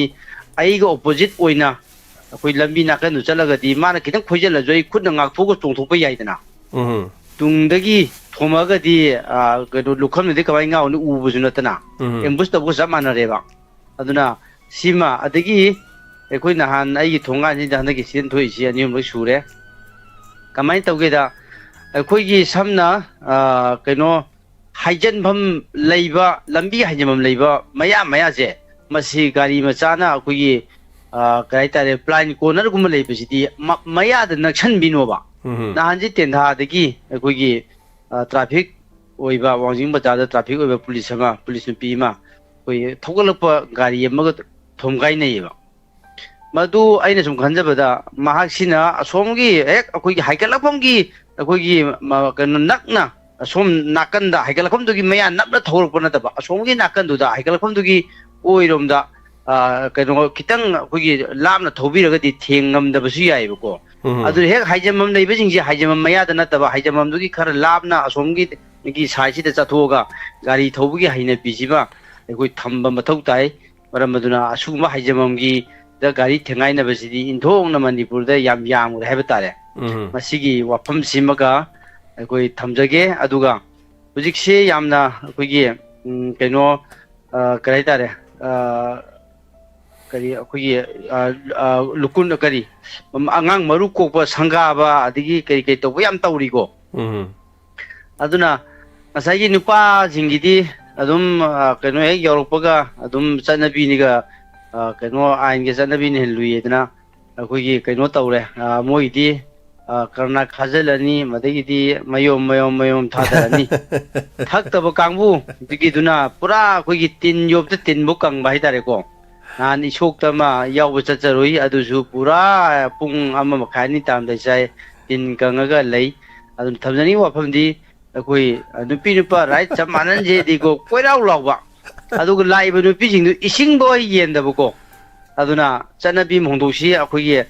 ꯀꯔꯤ ꯍꯥꯏꯇꯥꯔꯦ ꯀꯩꯅꯣ ꯁꯃꯥꯖꯁꯤ ꯐꯠꯇꯕ ꯆꯠꯅꯕꯤꯅ ꯍꯦꯟꯃꯟꯈ꯭ꯔꯦ ꯑꯗꯨꯅ ꯑꯐꯕ ꯆꯠꯅꯕꯤ ꯑꯃ ꯑꯩꯈꯣꯏꯒꯤ 24 ꯂꯥꯛꯄꯁꯤꯗꯩꯗꯤ ꯑꯩꯈꯣꯏꯒꯤ ꯑꯦꯅꯤ ꯁꯤꯒꯨꯝꯕ ꯆꯥꯛꯆꯥꯕ ꯌꯥꯎꯕ ꯊꯧꯔꯝꯁꯤꯗꯩꯗ ꯅꯨꯄꯤꯁꯤꯡꯒꯤꯁꯨ ꯑꯩꯈꯣꯏꯒꯤ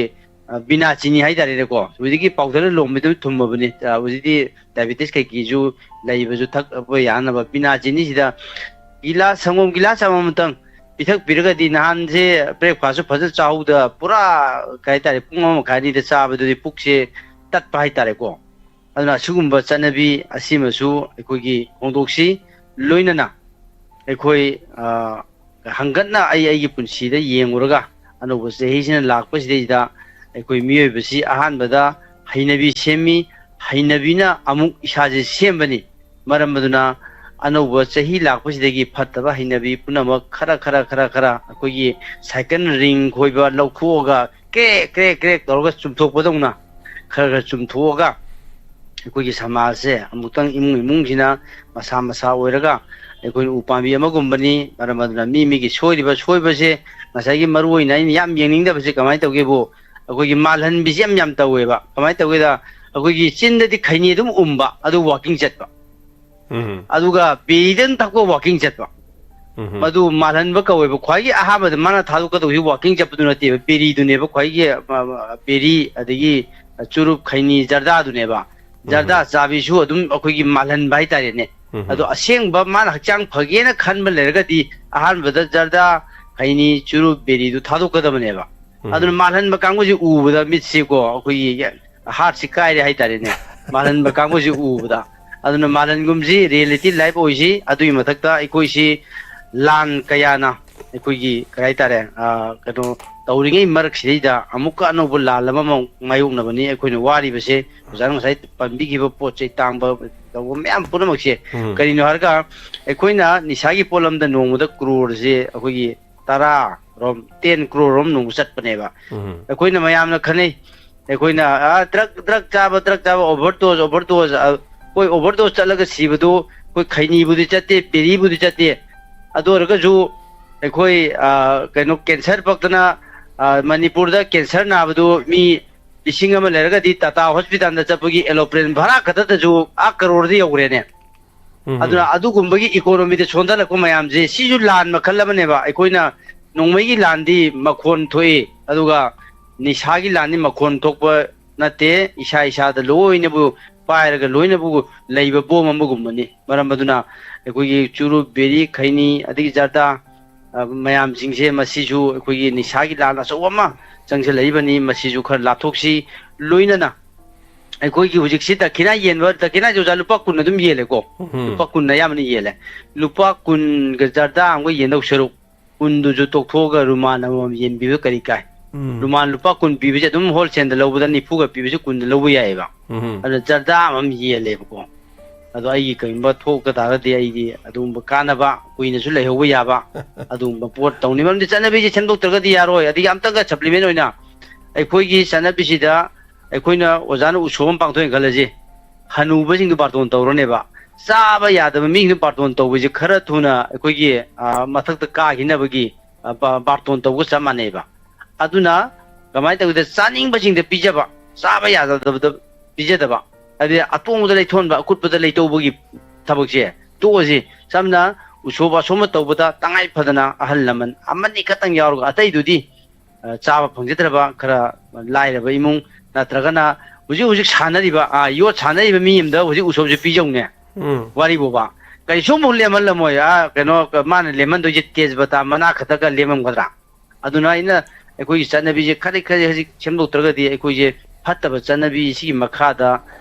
लैबना अखोइजे हेलजु सोक वाखनजु सोक नुंजु नुंसिनादा अमग अमग नुंसिनादा अदुना लैरिबा सोइबा मयामसिंग असे खजि इसादगी याउना वारी बोबा एनी उजिगा आइना हामना पंजगिबा गाड़ी गिजिने मरमदि केनोरगा गाड़ी जी लाइट कमाई साननी अदि होरोन जे आइने हेक लावे ओ होरोन पैसा तिंगदबने अदगी लाइट तो पैसा तिंगदबने हाइजन लमदाई पुखाय खंगागदा सिक्रेने पीबगुंबा अखोइगी लाइन जी ओजा जुम गाड़ी थौरिदुनी 90 जे दुम यौ लेरमेबा अखोइगी ngамदादगा नुंगेन चिंगला थौबजे 90 100 दुम यौ लेरमेबा अदुगी स्पीड तुदबु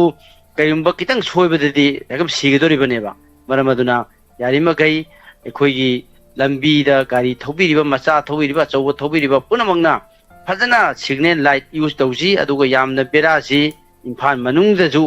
अखोइगी ब्रेक लाइट हाइदोरा पार्क ब्रेक फाबदा मनुंगदे फटलम गानबिदो गानदबा गाड़ी से टिपर जी इंदोंने यामना लैग्रो हाइतारे टिपर ने थेंगजे जा आई हिंगे जे गसिबुं तादिबा मरदि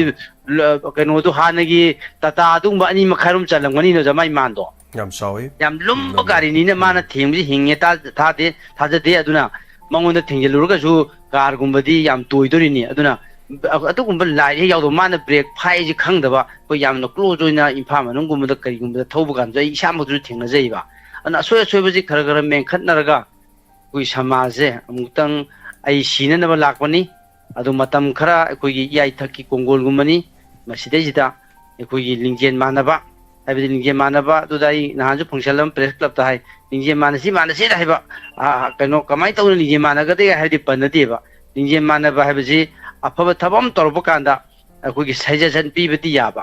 सजेशन ओइन पीबति याबा अदुगा अदुना तबिदा मदुगी मायुक्ता वा ngang ba haibje afabada fataba yaude maramdi chini deba khaba yaubro yaudabani koida khaba yauponte mai tawdana eni aina hai ising gilas tangkhai ama yauri haibje positive ni ado lana khanmo kangudi negative khanmo kangudi ising tangkhai yaudre haibga samane ba ising tangwai samane paudam bje aduna kamai tawde positive on khanji ima lebak sida tasingna haibwani koi lan thoktribo ima lebak ningdaba अदगी मजाती दुदा कइनोम थोक्त्रिबो hey अदुगी मजाती खंदबा लेकाई दुदा कइनोम hey थोक्त्रिबो लेकाई दुगी club की activity हेक तौदबा मसी थबक सि तोक्सी इमा लेबाक सि यामना वारे इमा लेबाक से अखोई खरा खरा सांगना कुई मिनिमम द डिकेट अमा दिनिंगना जे अखोई नोमगी निंगबा अदगी हप्ता गी निंगबा सुगुम बि याम यामबा अदुगा चही तरा फाना निंगबा जही मंगा फाना निंगबा सुगुम बजि मी मसिंग यामदबा पुनसिगी ओइना निंगबा मिजु मसिंग यामदबा मसिना इमा लेबाकसे वाबो ओइरकपनी हाइबजे थमजगे ओजा सांगतना लौरे ओजा मी खरा यामदे तो खरा सांगो थैंक यू याम नुवाइजे अरोइबो कॉलर सोइजरे याम तिना नुवाइजरे मपुम फाबा wahi me ama haibire yamna machang oiba hauji accident thokibadu sunupi macha hum ni gari thoba haitabadagi haiba tare yam sengna nupi macha hum ga dom toraga timber na takhai resiba ani siba amana hingbor male amadu sukhara phibam lui haibor male inaw Shakespeare na paw mos haibire yam nungaite yam seksim bidam ne nupi macha seng no pam sa seng gari thoma tam da dana angang sin gari ga thoge na chatki matam leiba mo khuju leibam chabam khangde isu dum mayam nu haijane isu janu pam le gari sidai na matem thogi matam da helmet upo chalu ne helmet upo sungai ade chungna ya de se ador khoi sungare matem tho saibok chapro ke do non helmet upai se hingna bagi masak yamna oi aduna dimper se side gari dimper se ki side khoi safeguard ana ma hap ka da bane safeguard hap ta base ma se motor vehicle na traga police department na pharaga haitare safeguard se hap pa kanda gari do karak tu de changjala ko matam da safeguard tu na gari do inthok khina ba thombe yai ma ko ke be hubat pi yai gari do na takhai de na bhai bitare asigu ma sisu safeguard sing mi ma palam de lo yawe khoi sai de yaude aduna dimper se long graba gari do na thengjan matam na gari do karak ta sang sakan dum samme sambu sam graba loire adu itar ge portion na te portion di saur ga su portion gi saka do so du nuksing atani aduna mi du takpa da paksi de langon do na chela kan si be wani aduna mai to duna safeguard hap gari sing je nakan da safeguard to happy tar ge di thengjan matam da khudong thiroi dorben hoi mo koi insurance yarung gani mi ani hum du gi lak ani hum pi gra loire na highway wani du dimper ma pu du su pesa ting ne sing ma su leire ko me aduna yam nuai te ma sagi aduga marom da haying si olen gi pabungi sorat haibitare sarda maitai gini aduga olen gi maikai digi sumya punamakta babagi karma haibitare sigi damota mateng pangbira po khudi ma khaninga leitena thagachari maya muchari ba video si ma hayeng pangthok do mafam doni yamna sunungai ba poksei ma sipuna mak diamond da aina yaujaru bagini aduga sarva so haninga leitena thagachari amadi staff mayam na egi mahut sinbiduna hona biriba punamak ase punsigi leiriba makhai kaujaroi thagachari wahina phongdokpuna apian bo oiraroi na takpirei mite pi ta ge tawi hai tara egi staff amana ada egi di adum leminaring e da hai batai punamak adum staff leminari bo community to me am ke ama hokre ke ama leminar ko sing hai tari sai na dono loi loi na ko khanar panga tan aduga olen gi wahai digi fajar bo wahai ma sumaina taba phangse adum atang mani adana thagachari olen gi damu to sumateng pamgi bedu imas angobi karong pa sangwa kui madam angobi karong su lupa sangwa madam na papang bire ima sakhina sogol nandigi maino le lupa sangwa molengi aduga pisa kaksing ngi na lip kem gi da lupa chahum aduga manum sanatomi somra la pangi su lupa sangwa olengi dama pibirak pa haiba tare adu mayam kapira ko khodi mangonda adum khoda dai punsal adum kapchare magi su olen se dum imung adum pujabani hai tare aina su dum haikre mai no pino jama samoiba mana mai toroga leijaba ani diamond yaujaraga stegi khara dum hingjabani tek hai tare macha no pi ani ga lekidre pabung tension masa jarami aduga madusu hai tare imung manung leita largi suma myam legre aduna yam sengna ekoi pulliba tinariba loinariba mayam pono maksida seng mo pham jkhoi ni he khanganje adu maraksida madam namaira pham lalita ai ngarang nahan madam lalita se ningsing jabam laiki kaidoru janu hantak ki sula lakidre na khanjaba hai batare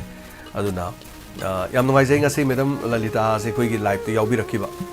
matam punamak to koi family mu oirabani sum yaurokpa wangang drasu yaurokpa se mi maming ama thok haiba matam da tampha devi eta hairo wari ni koi sum pun grabani na ko ada sakapam anjan sum koi masak udrasu khangnare thona sum siba sum khangnei dina koi se koi family mu oirabani chobu family ma ada thagachari mayam yaubi riba mayam pumnama aduga sini koi punamak se program ama torkan TV program ama radio program torkan koi naksin na ba koi ama to ina punsin na badun January thada koi punchal ga function ama leibane du bale ba ke bi sosina koi kari ma kara thaidok sarga leire ama boire lakadori ba sing asine koi mathang kon ngak pa sing da tai da mateng pamina si aduga angam ba haitare koi donors lady ma koi hingdana dum laikini aduga miam lady ba ma koi ngam duna laikini donors yaw do ba kya su mateng pam kya lei so thaga chari ꯑꯩꯈꯣꯏꯒꯤ ꯍꯩꯖꯗ꯭ꯔꯕ ꯄꯥꯡꯖꯗ꯭ꯔꯕ ꯏꯆꯥ ꯏꯅꯥꯎꯁꯤꯡ ꯇꯧꯔ ꯊꯧꯔꯝ ꯇꯧꯖꯔꯤꯕꯅꯤ ꯑꯩꯈꯣꯏ ꯃꯉꯥꯏꯔꯦ ꯍꯦꯟꯅ ꯂꯩꯕ ꯂꯩꯇꯦ ꯑꯩꯈꯣꯏꯅ ꯈ꯭ꯋꯥꯏꯗꯒꯤ ꯍꯦꯟꯅ ꯁꯣꯜꯂ ꯂꯩꯖꯔꯤꯕꯅꯤ ꯃꯗꯨꯃꯛꯇꯕꯨ ꯑꯩꯈꯣꯏ ꯃꯌꯥꯝ ꯄꯨꯝꯅꯃꯛꯁꯦ ꯆꯤꯡꯈꯠꯇꯅ ꯊꯥꯒꯠꯄꯤꯗꯅ ꯑꯋꯥꯡꯕ ꯊꯥꯛ ꯑꯃꯗ ꯃꯤꯌꯥꯝꯅ ꯊꯝꯕꯤꯕꯁꯦ ꯃꯁꯤꯗꯒꯤ ꯍꯦꯟꯅ ꯆꯥꯎꯕ ꯑꯩꯈꯣꯏꯒꯤ ꯃꯥꯏ ꯄꯥꯛꯄ ꯂꯩꯖꯗꯦ ꯍꯧꯖꯤꯛ ꯉꯁꯤ ꯑꯣꯜꯃꯣꯁ ꯃꯇꯝꯁꯦ ꯑꯗꯨꯝ ꯉꯔꯥꯡ ꯇꯧꯍꯧꯗꯕꯒ ꯃꯇꯝꯁꯨ ꯍꯦꯜꯂꯦ ꯃꯤꯀꯨꯞ ꯈꯔꯒꯤ ꯇꯨꯡꯗ ꯁꯣꯏꯗꯅꯃꯛꯀꯤ entertainment program ama mayamga loinana akhoi staffsing loinana pangthokminabagi thoramdu saruk amuk yabiu hanana thagachari tengmang birakhiba sing aduga haying olen gi pabungi magi surat ki haibatare sigi damakta su thoram leibani na koi leiraga so koi thoram de dum loina ma pangthok sagani aduga madugi damak tengbang birakhiba khudimak hana Olen gi mai kai gi thagat pirpa loina na gi mai kai gi su ina Olen da support to bi ki bhai batai masigi da mota su hana na mi am parma thagat jari ngasi gi da mota di matang asida puning gi warol thorom se lo shin jabagi ya bada logjari thorom sandok saki beda soi ki ba lan ki ba pumna ma ya pumna ma nga pisi aduga makata na koi bu hena support to biu ekoi gi nojari ba staff sing loina na Shahi Gary and Oxinabagi Tonga Tonga Toron Cameron Pudana, Sweden Lax again, make up a motor or Sopotana, never get a mark. Aduga Nasigi the Moto di Punomapu, Kurumzari, Loinana, Section Alevio. Take care.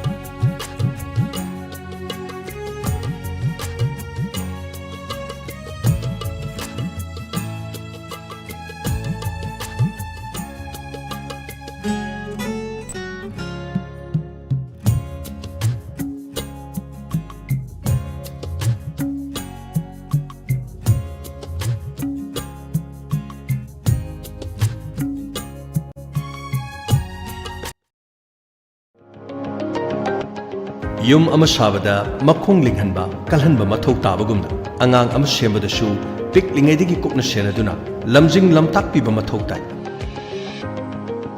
aduna chahi kayadagi angang kaya ama loinaduna sembiba sabibagi experience leiraba oja kaya amana adongi angang sing adubu lamjing lamtak pina mangai duna leizari New Baby English School Kachingda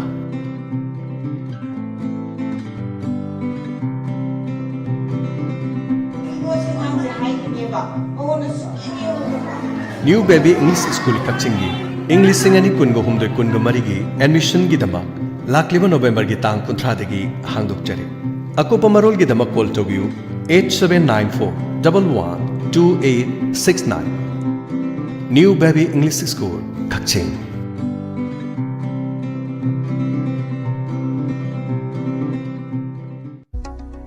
Karigumba dom yumda laiba anabasingi hidakapa dressing tauba blood sample loba rice tube hapa catheterization hapa enema tobinaba experience lairaba nurse amati doctor thibada awaba thengnabirabadi wabiraganu Medland Home Nursing Care Service Manipurna pung punmari chupna adom yumda latuna hidakapa injection piba dressing tauba feeding tube hapa catheter hapa amadi makhal kya ge anabasing experience lairaba doctor amadi nursing laktuna mating pangzari akupa marol gi damak Medland gi helpline number 9205987988 ta call tawduna tanabiu National amadi State Awardee MD Zia Ulak Pusamna makhada pizariba layong sing asi layangjari manung changba yadaba manung changbada chang naidaba manung changbada matam kuina changba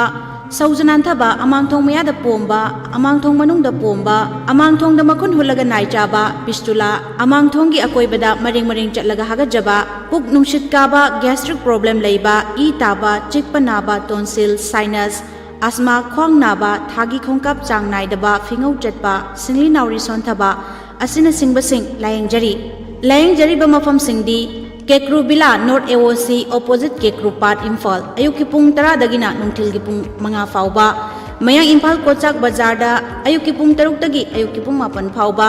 Yaripok Bamo Laikai Kabarstan Road Thangja numit amasung yumsakai sa khudingi ayuki pung 10 dagi nungthil gi pung 3 fauba Jumi Colony Old Bazar near Muslim Masjid Sisipur akupa marol gi damak contact tawbiu MD Zia Ulak Pusham 8414825323 amuktang hanna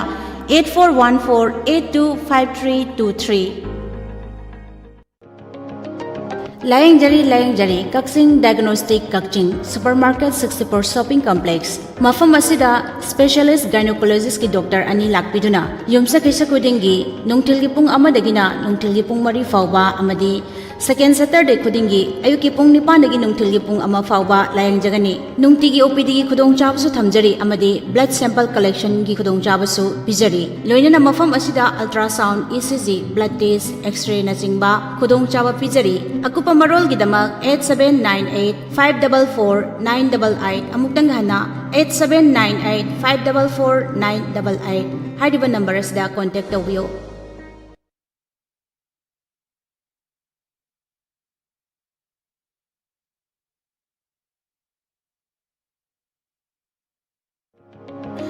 Khanghanjaba CBSE da affiliate tawraba Grace Cottage Academy kaksingi pre-nursery dagina class 9 fawgi academic session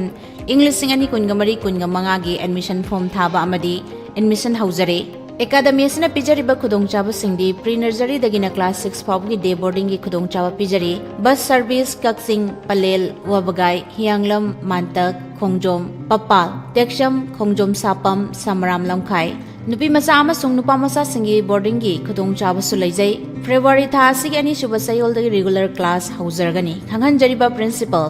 Grace Cottage Academy kaksing contact number pizari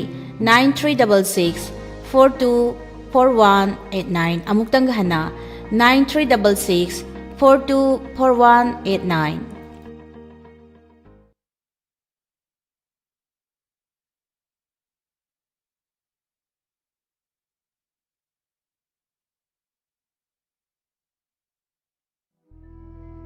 Lana Thauram Taibang Panda Nuksizaraba Mahaki Imung Manungbu Naukon Biramba Sapam Biren Maitena Mapuna Thaba Chaitek Masing Suraduna Imung Manung Sagai Natai Ponamapu Thaduk Lamnaga Haukiba Chaichat Taragani Pan Tha Tarani Toy English Singani Kun Muhumdoi Poinugi Taruni Pan Maning Thokaba Koroda Taibang Mapu Sembiba Mapu Gilekonda Hairang Lerang Lenam Oina Tinkre Haukiba Chaichat Kungani Toy Tha Tarani Toy English Singani Kun Muhumdoi Poinugi Tarani Panba Irai Koroda Mangani lehun tamjakraba matung chaliba chaichat kungani pan tha taragani thoi English sing ani kungo humdoi poinugi tara taruk ni pan ma sagol sen korauda lana thoram thokni numit asida leikhidrebagi yaibi thawaina taibang mapugi lekonda nungai yai fana tinjaru nabagi damak ngamjaba hairang lerang kharada mapugi mingkhai rolga kachagadori thoram asida halaman ima ibel marup mapang sagai natai che ichal